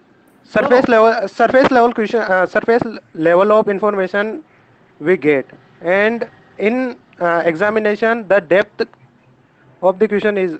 No. That never happens. Actually, if you regularly practice activities and practice, you can easily solve it. That's the reason Thursday exclusively I open at least Sir, 2 old term questions. Sir, how I able to solve this pseudocode because I nothing understand in it. No. Actually, if you regularly practice practice and graded assignments weekly, Yes, sir. you can easily do it qualifier, not issue then. See, that Thursday session is Sir, there. No, I'll take. I only... go through whole class in week 3, but I not able to understand. Only the pseudocode. Other I have no problem in other sections or other topics. No. The third week you are troubling about it. Yes, sir. Because in third week, whole lecture are on pseudocode. That's what third week only. It's okay. Thursday we'll open third week activities only. What is there? Third week practice. Otherwise, you want to go with third week graded assignment because all of them due dates are over. No, that day But sir, in examination we have data like Word, books, library data, statement data. Sir, the question paper questions are tougher than the graded assignments. In the sense, maybe maybe we are tense during the exam. I don't know. Maybe. Yes, then. sir. Maybe you are tense about it. Because sir, I am not able to see a single example in the lecture. Single example. Actually, most of the questions is No, sir. similar. Example are there, but no, sir. Example is there in the lecture, but not that type of example which ask us from examination. Similar kind of thing only we get it. So, but thing is, you have already attempted qualifier, no? Yes, sir. I'll try to get that paper only. What is there for Thursday session? Okay, sir. Thank you, sir. I'll try to ask that whatever last qualifier you have attempted, first attempt, that paper only I'll take it on Thursday. Okay. Yes, sir. So immediately after this, I'll note down it so that that paper, if I'll get it, so that I'll go through that paper only. Okay, no, that's fine, no? Okay, sir. Sir, where we can get reattempt previous year questions? Previous term questions, you can get it. Even you can search it in the Google, you can get it. Just a minute. I'll note down the last term. Last means you have attempted, no? Last attempt. Reattempt questions, sir. Yeah. Reattempt. You're asking about reattempt or this last attempt? Reattempt. Reattempt also you can search it in the Google. You can get the pool. No worries. So I think in the October you got the exam. Last exam. Yes, sir. Qualified. October 29. Last. On 29, sir. Yes. Last qualifier, October 29th paper. I'll sit with that paper on Thursday. Okay then. Fine. Okay, sir. So we'll start the Thursday session with that paper. So then if that is solved, then we go to that the prior term also, which is qualifier. Okay. Yes, That sir. would be We face many problems in pseudo codes. Yes. So we'll go that way only, so that we at least we try to solve that last when you attempted October 29th, the same paper. I'll go with it. Huh? Don't worry. Yes, Okay. sir. Thank you, sir. Yeah. Sure. I noted down immediately. I will get the paper after this session. I'll ping them and I'll get the paper. No worries. Fine. Sir, in today's session, we will be covering, we have Only covered... Only concept, sir. No. We will be continuing up to week 4. Week 4 only, because qualifier, we have only overview and brief sessions about that week 4. Then after that, doubts clarification and activities, or it might be any problem discussion on Thursday. We have another schedule. No, at 8 p.m. I have another class. So this will be available as a... Yes. YouTube recording is there. YouTube recording is there. Okay. Today it's 8 o'clock, it's closed. Okay. Again on Thursday, we have 8 to 10, I think so. Okay, sir. Fine. Yeah, look at now the summary of the third week. So third week is pretty much, it is equal to whatever lists and dictionaries you have learned earlier. But somewhat they have defined more terms, See, each of the field, we can call it that attribute. Attribute means what? This key. Gender is a key. Date of birth is a attribute. So this is called attribute field of the column. Is a column like card number, gender, total. So what happens, if 30 cards are there, all of the 30 are arranged in 30 rows, like 0th row, first row, second row, and all of the data is arranged beside that. So whatever the data is there, along with it, the column titles are there, which is called attributes, or we can say that field. Remember this field or attribute. So this example scores data set and words data set was given, so you can link about it. But whenever the difficulty when the card has the variable number of attributes, like multiple rows, duplication of data, split as separate tables, need to link that via unique attributes. For example, this is impossible to represent to like rows, because SV store Srinivasani is going to be, it's a store name, here it's a customer name. But what happens, this item is having again collection of items. Category is having collection of categories, so that you cannot represent this combination of rows and columns. Like whatever way you declare, hello. So whatever you define for,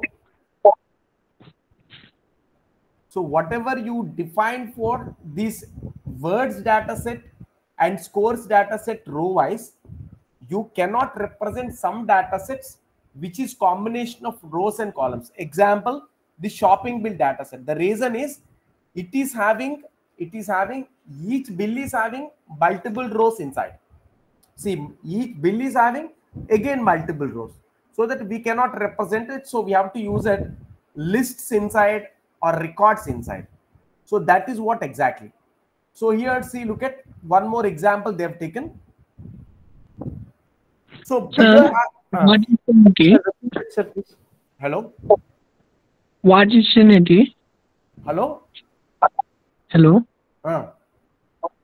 Sir, what is sanity? Sanity. Yes, sir.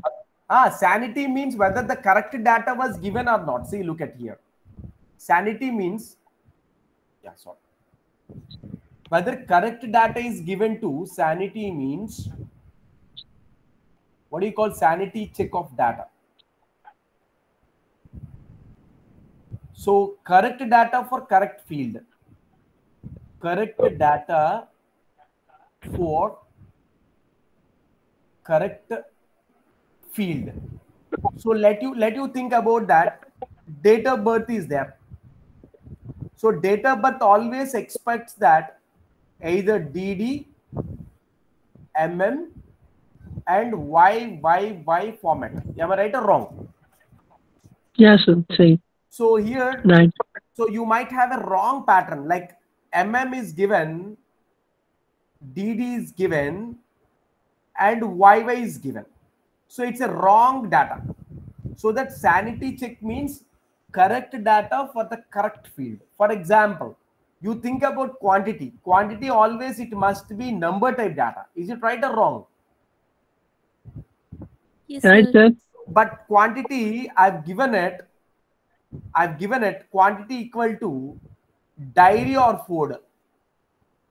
It's a wrong, because quantity means always number. We cannot put that some other irrelevant data. So sanity check means what exactly, correct data, the correct field. That is what sanity. Fine. Now, so we go for the next aspect of the third week.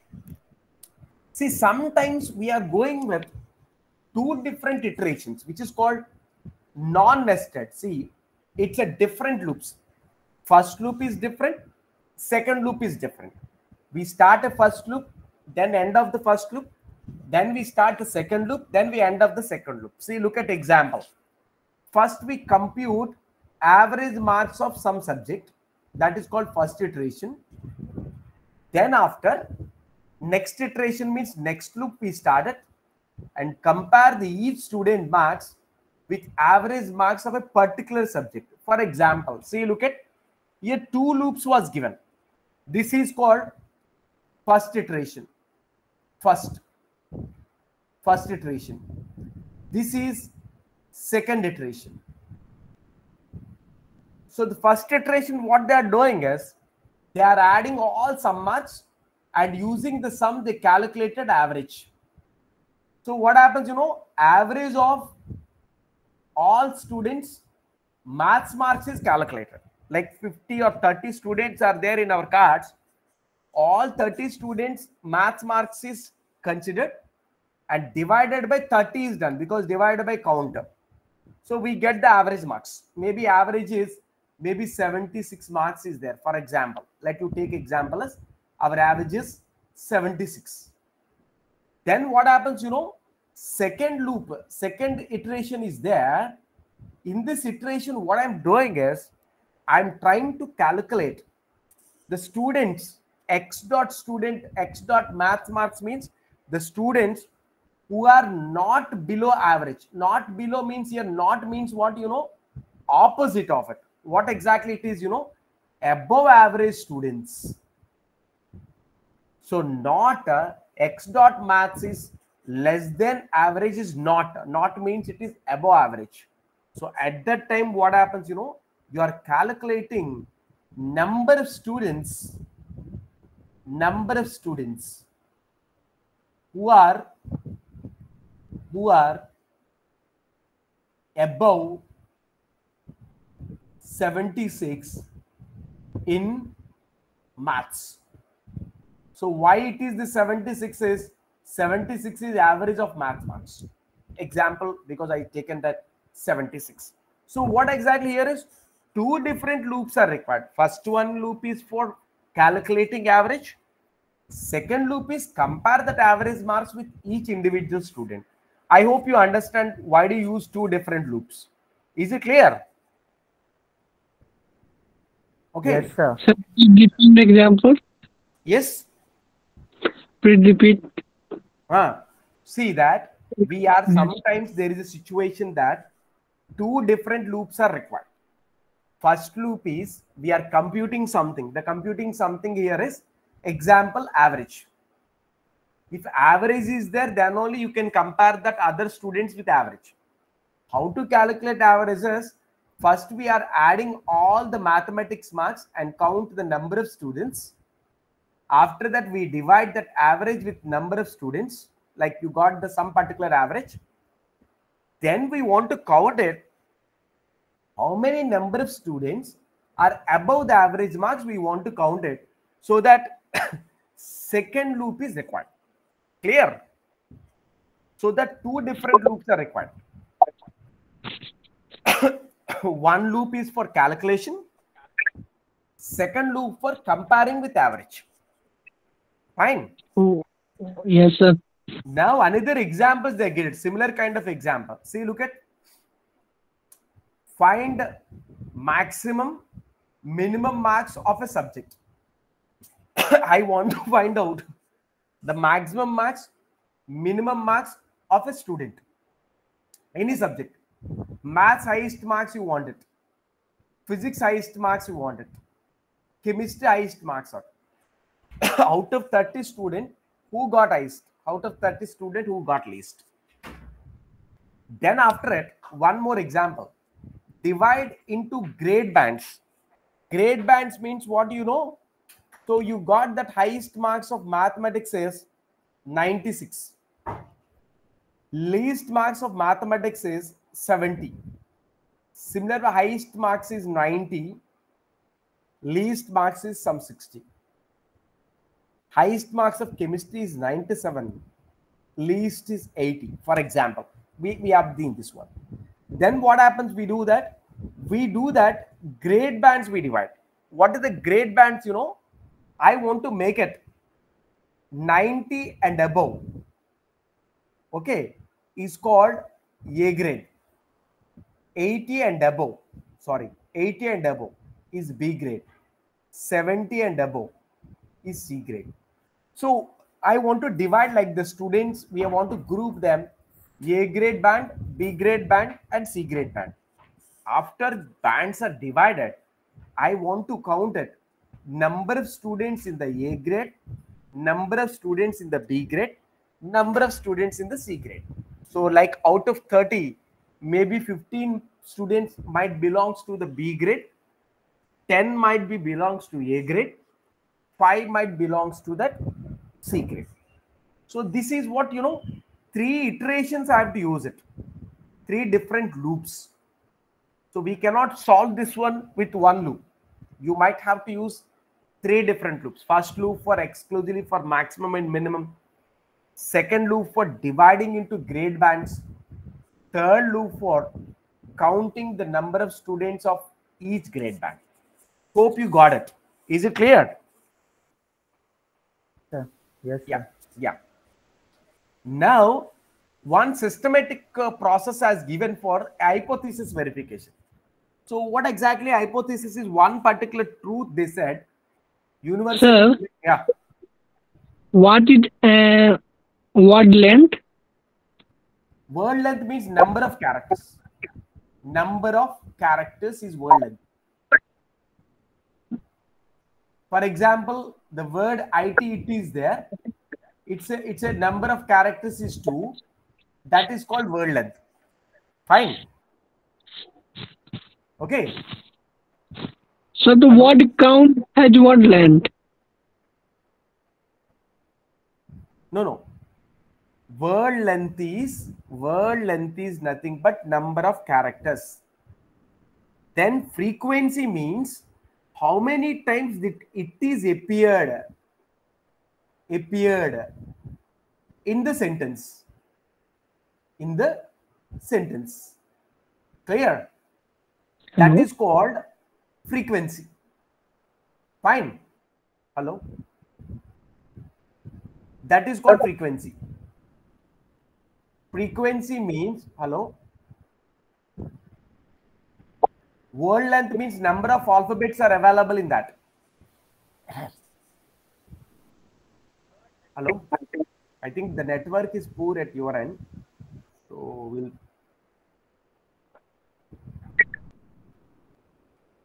Okay.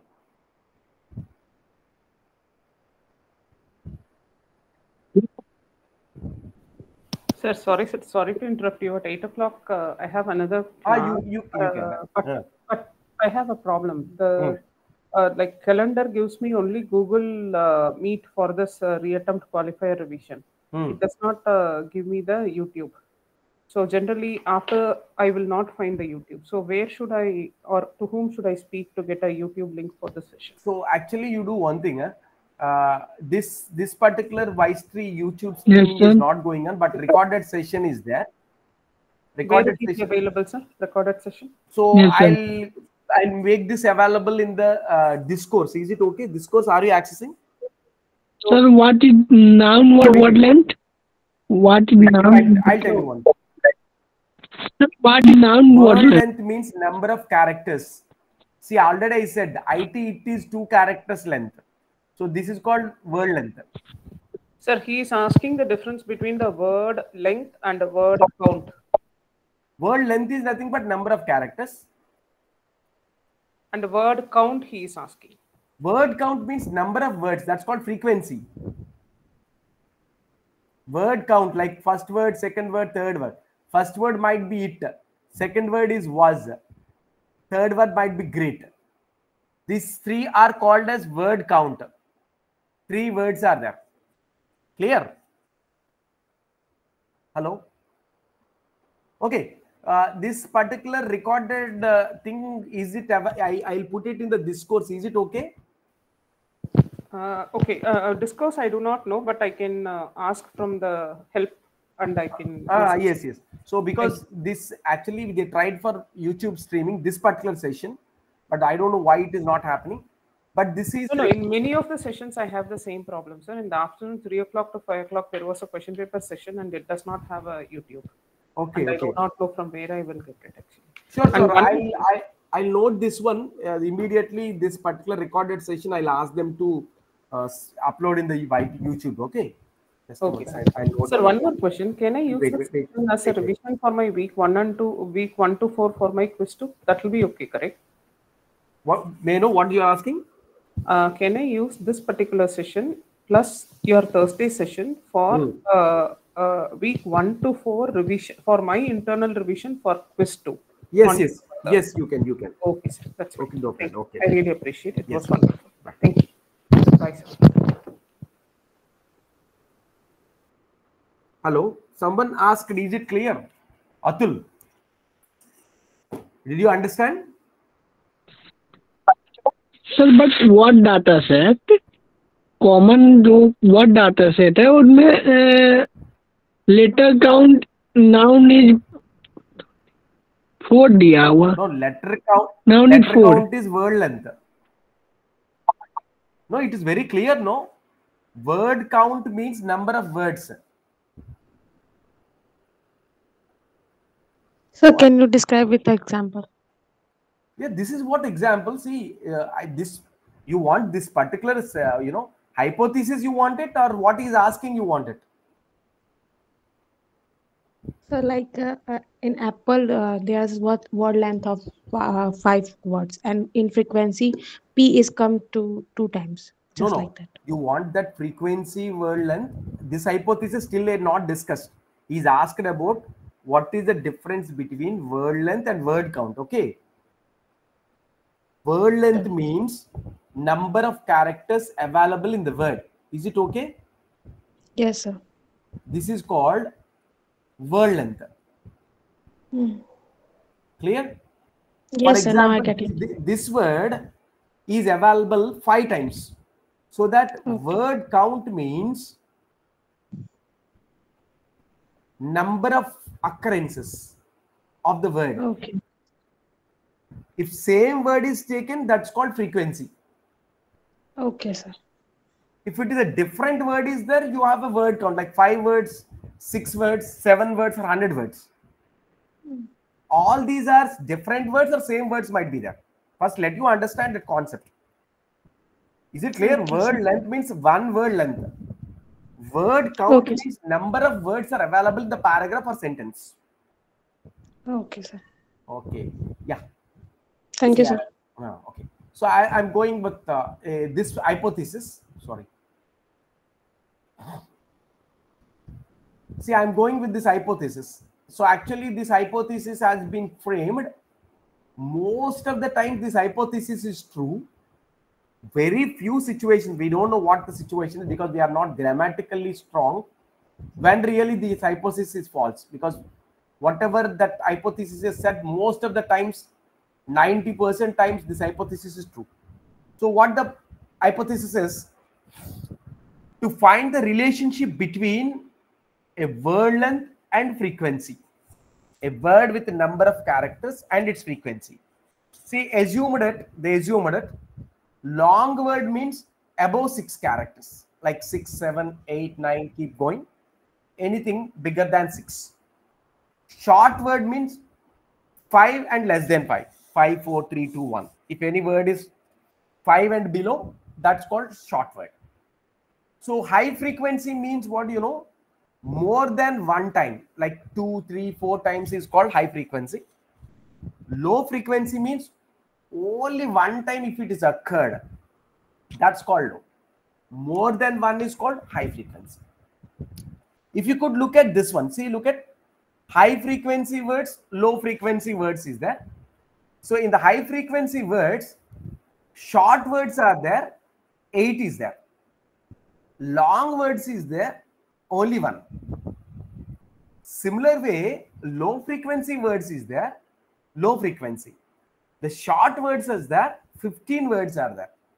The long words are there, 23 words. So if 30 cards, they have been calculated with frequency, the repeated words, if have been calculated, the frequency of repeated words, they have been calculated. So whatever hypothesis is said, that is becoming true. So what is assumption is, high frequency words are having that, so highest count high frequency words are having that highest in count. So that high frequency words is having short words, they are becoming short. Short length means already they said 5 and below. So high frequency words or long words are only having that occurrence of only one time, it is available in the paragraph.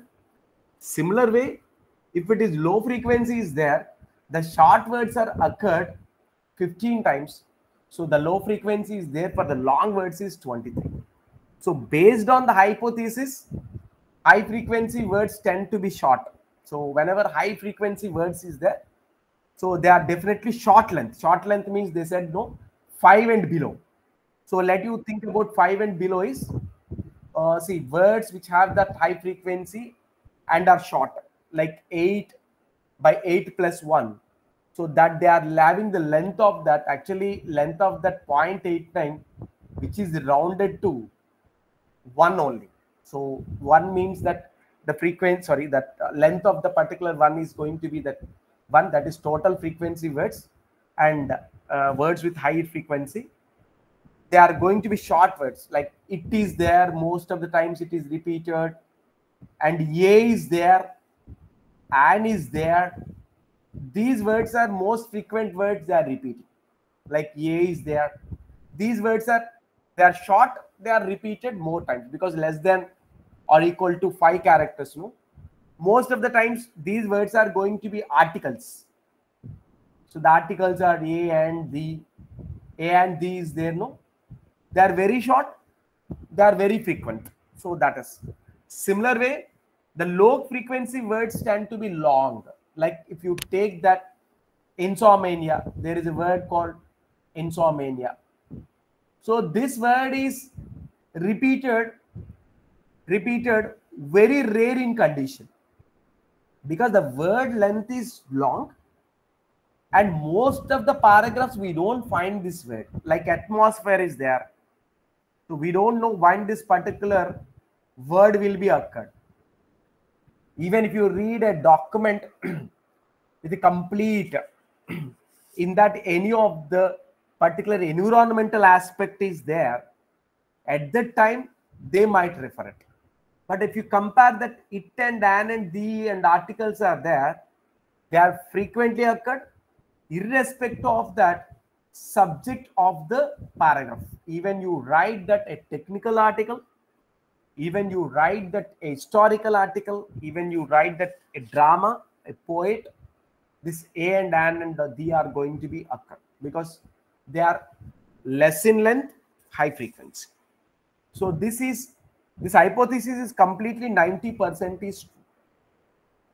And similar kind of hypothesis they are making, like, you know, why do you do the hypothesis is very simple. Whenever you have a real-time problem in the sense you solve the computer science problems, the computer science problems are real-time is required to the customer. You know, if they are running a school, so they want to give the prizes to the students, then they'll ask you that to whom I have to give the prize. So you can say that there are 3 different conditions might be there. To whom I can give the prizes, the student who should be top 3 of total marks. Like the total marks is compared, maximum is 300. Out of this 300, the top 3 people will get it. Like first top 1, top 2, top 3. And similar way, another kind of prize you can suggest, that is should be a top 3 in at least of one subject. Maybe someone may not be in this top 3, or he might did it. Maths marks is top, maths topper. Someone may not be in this topper, or maybe in the topper also. I don't worry about this one. Even if the total topper is there, can be a subject topper also. A subject topper may not be the total topper. We don't know, because he might good in chemistry. He did the top marks in chemistry. Maybe maths and physics he may not done well. That student also get the marks, get the prize.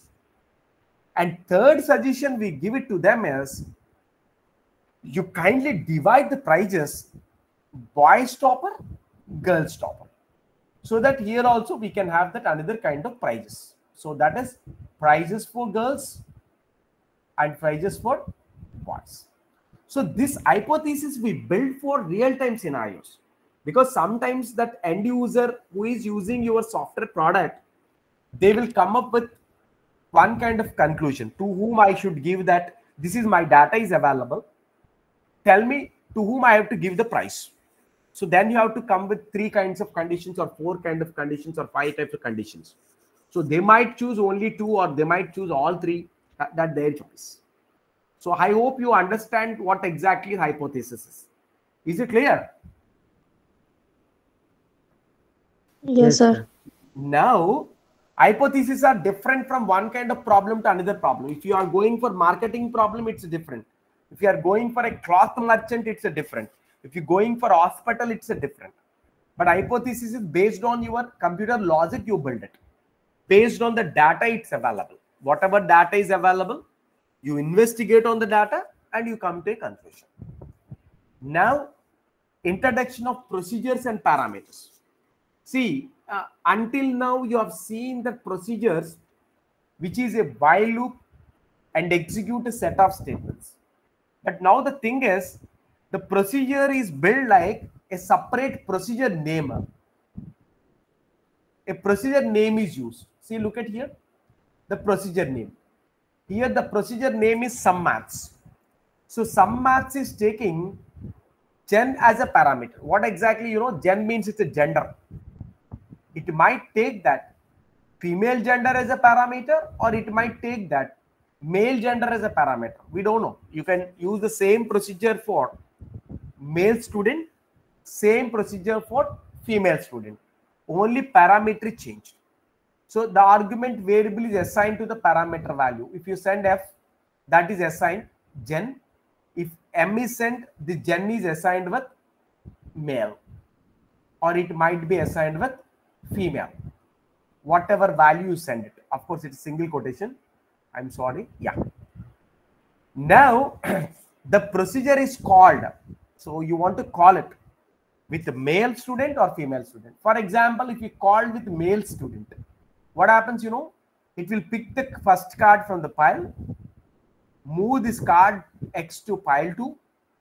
You check it whether that X dot gender equal to what gender you passed it. If you pass the gender is male, it will calculate the sum of all the maths marks of male students. All maths marks of male students. If you pass the female as a parameter, same procedure. I did not change any kind of program instruction, any kind of code, any kind of procedural step.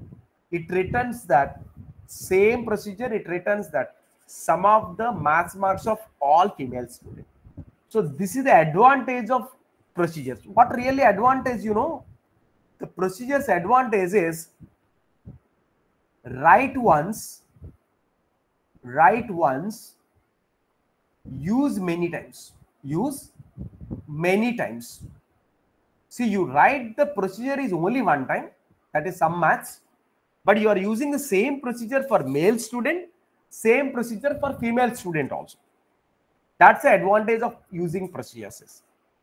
Now, if the procedure is ready, we call it through interface and implementation. So implementation is, you have seen it. This is called implementation. This is called implementation. And how do you call it? This is called parameters is passed, value is returned. What are the side effects? See, look at this procedure is ready. What I'll do is m total male equal to sum maths of male as a parameter I'm sending. What happens, you know, this m total will get the total of all maths and calculated value, you get it. Similar way, m total female I want to calculate. So sum maths, same procedure I'm calling with female as a parameter. So what happens, you know, it calculates all female students total maths marks and returns. Then you check it, whatever values are written. See, they said it is parameters are passed, values are returned.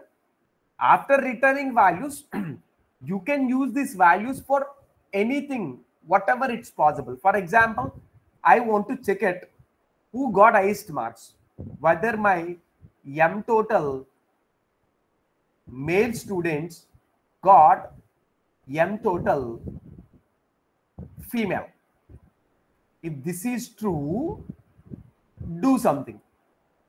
Otherwise, do something for female students. Is it clear? Is it clear?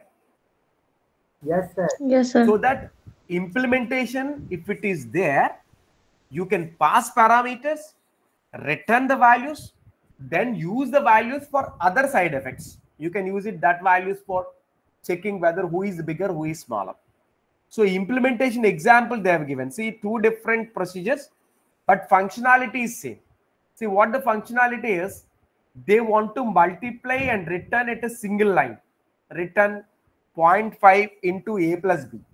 Here what they did, you know, separate variable they declared c, calculated c, again 0.5 with multiply with c and return with c. So here 3 steps they have written. Here 1 step they have written. See, the functionality is same.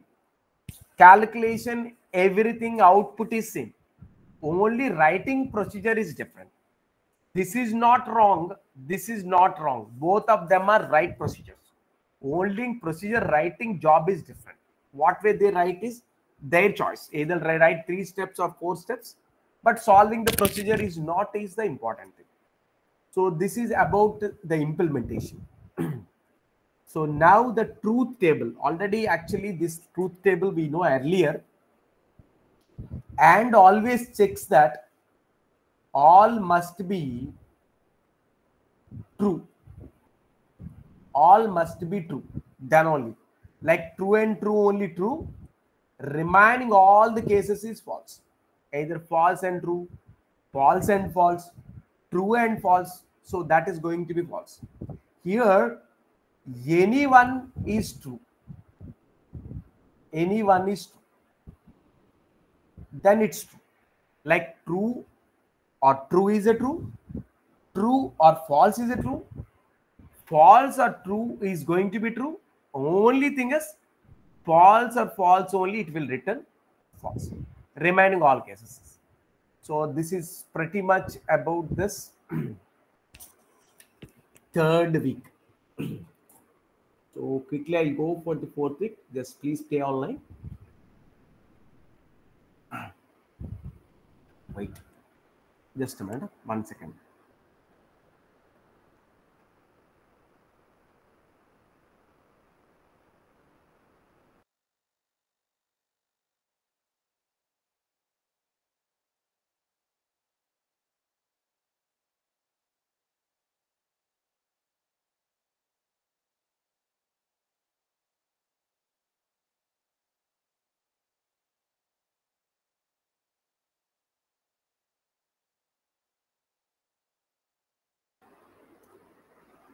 See the So previously you were talking about you yes. put these things on Discord. Where we can get this? No, actually, this course you may not access it.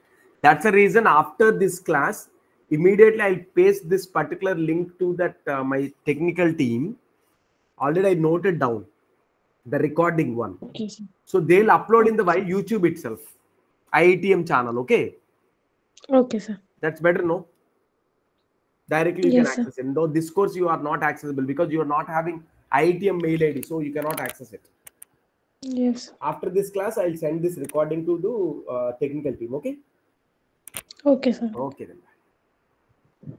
Sir, Look at, yeah. is there any possibility that we can send you an email of our queries so that you can address them on 30th? When is that reattempt qualifier? 3rd of No, December. the discussion forum is there. No, you can post it there. No worries. Okay, sir. Thank you. Okay, then no worries. So now in the fourth week, most of the times they are trying to reduce the comparisons. See, comparisons, how can you reduce it? See, some kind of computations you need to do it. So what computations is? See, these are the different kind of examples where the computations we do it. See, I'm reducing the size of it. See, some computations seems to require comparison of each card with all other cards. See, all other cards means what, you know? You have the 0 to 29, 30 cards are there. What I'm supposed to do is, I want to take 0th card and compare with all the 29 cards. So that kind of situation is there. For example, choosing a study partner for each student. Study partner in the sense, the 0th student is taken. This 0th student is compared with remaining 29 students. So this 29 students, any of the student is nearby difference of maths marks. Like my marks of maths is 70. I want to get a pair with someone who got 10 marks above to me, like 80 and above. Such kind of partner I want to find out it. That is. Similar way, the number of comparisons required for can be very large. Why it is very large, you know? 0th student compare with remaining 29 student. First student compare with remaining 28 student. Second student compared with remaining 27 students. Am I right or wrong? Then only you can find the pair, no? Okay. Yes. So we observe that this we can organize the cards into bins. This is very interesting job.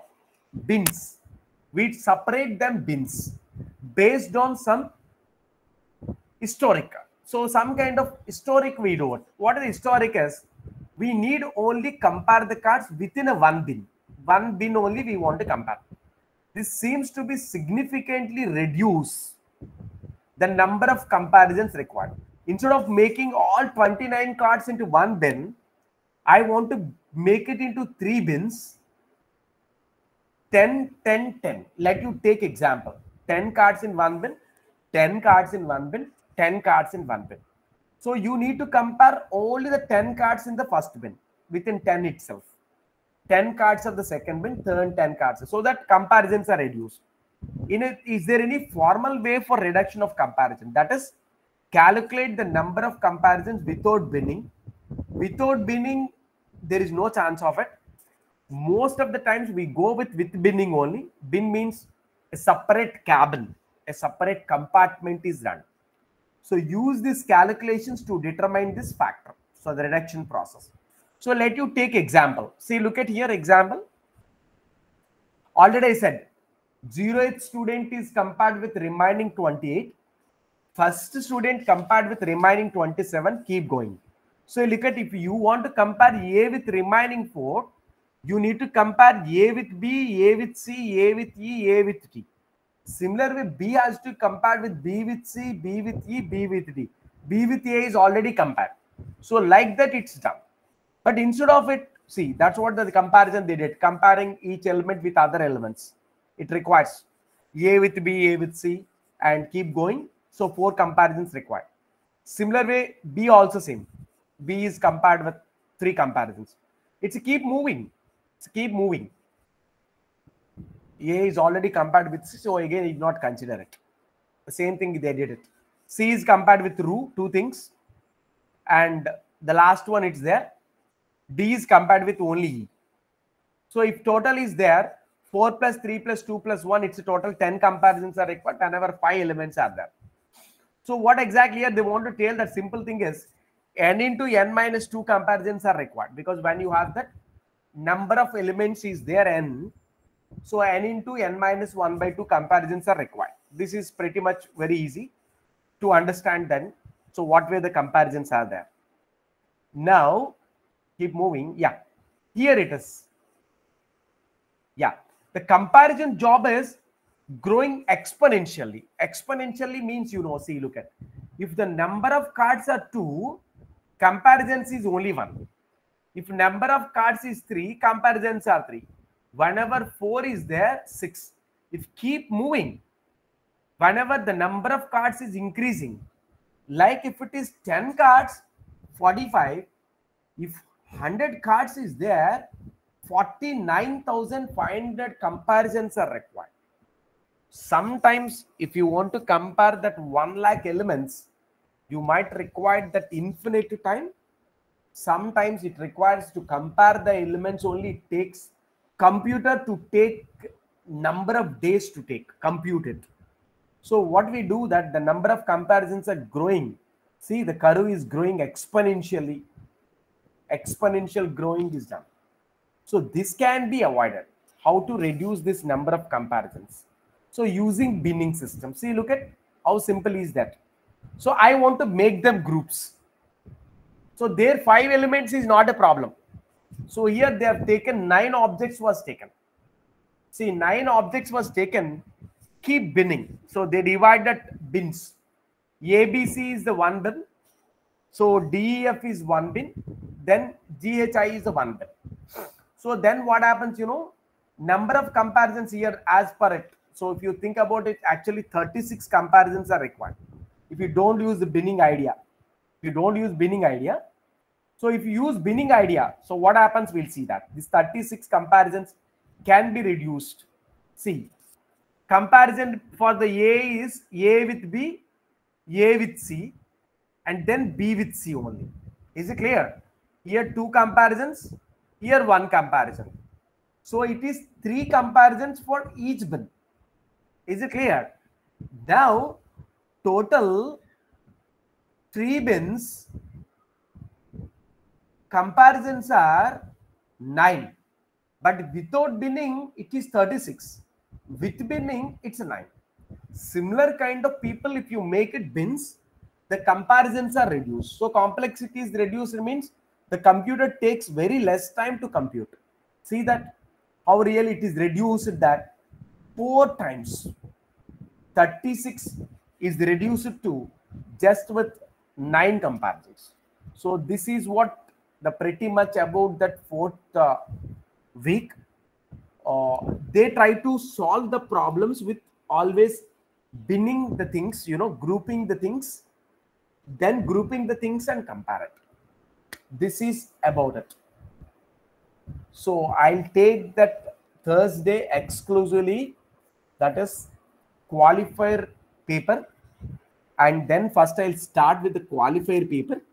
Once qualifier paper is over, then I'll allow you for clarifications and doubt sessions on Thursday. Is it okay? Yes, sir. Yeah. Yes, sir. Yeah. Thank you. Thank you, one and all.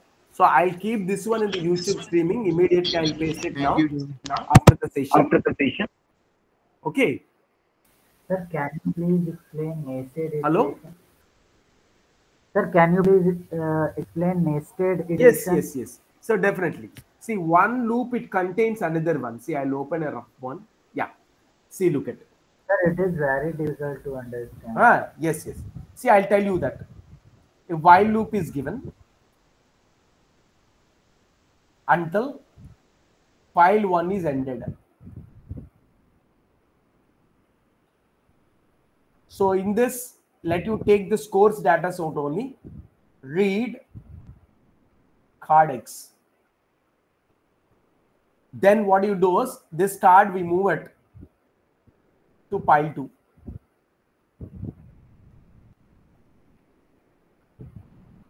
Of course, end of it also you can do it. Now what I'll do is, again I'll repeat another loop. File 1 is ended. File 1 only.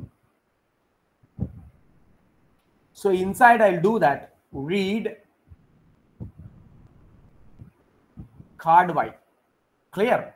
Now what I'll do is, I want to compare the card X with card Y. If card X dot city equal to Y dot city. So what exactly mean that, 0 to 29 cards is there. You compare 0th card with remaining 28. If both belongs to, like 0th card is Chennai, similar card is found is 7th card, 9th card. All these three also Chennai. So what I'll do is, I want to do that C equal to C plus 1. What happens, whatever that X card is taken, similar city is found, that count is increased. So what happens, number of students with same Chennai we are getting. So 3 students we get it. Is it clear? Yes, sir. Yes, sir. So what exactly the nested loop is, we take one particular record and we compare with remaining n-1 records. Is it clear? N number of records are there. 0th record is taken, compare with n-1. So this is 0th one. This is n-1. After this, what happens, first record is taken. Fine. Again, outer loop is repeated, no? Yes, sir. Yes, sir. Then what happens, n-2 comparisons is done by NR loop. Yes, sir. So that what happens, the binning structure is not there, means definitely we use that nested loops. So nested loops, what happens, comparisons are increasing, exponentially growing.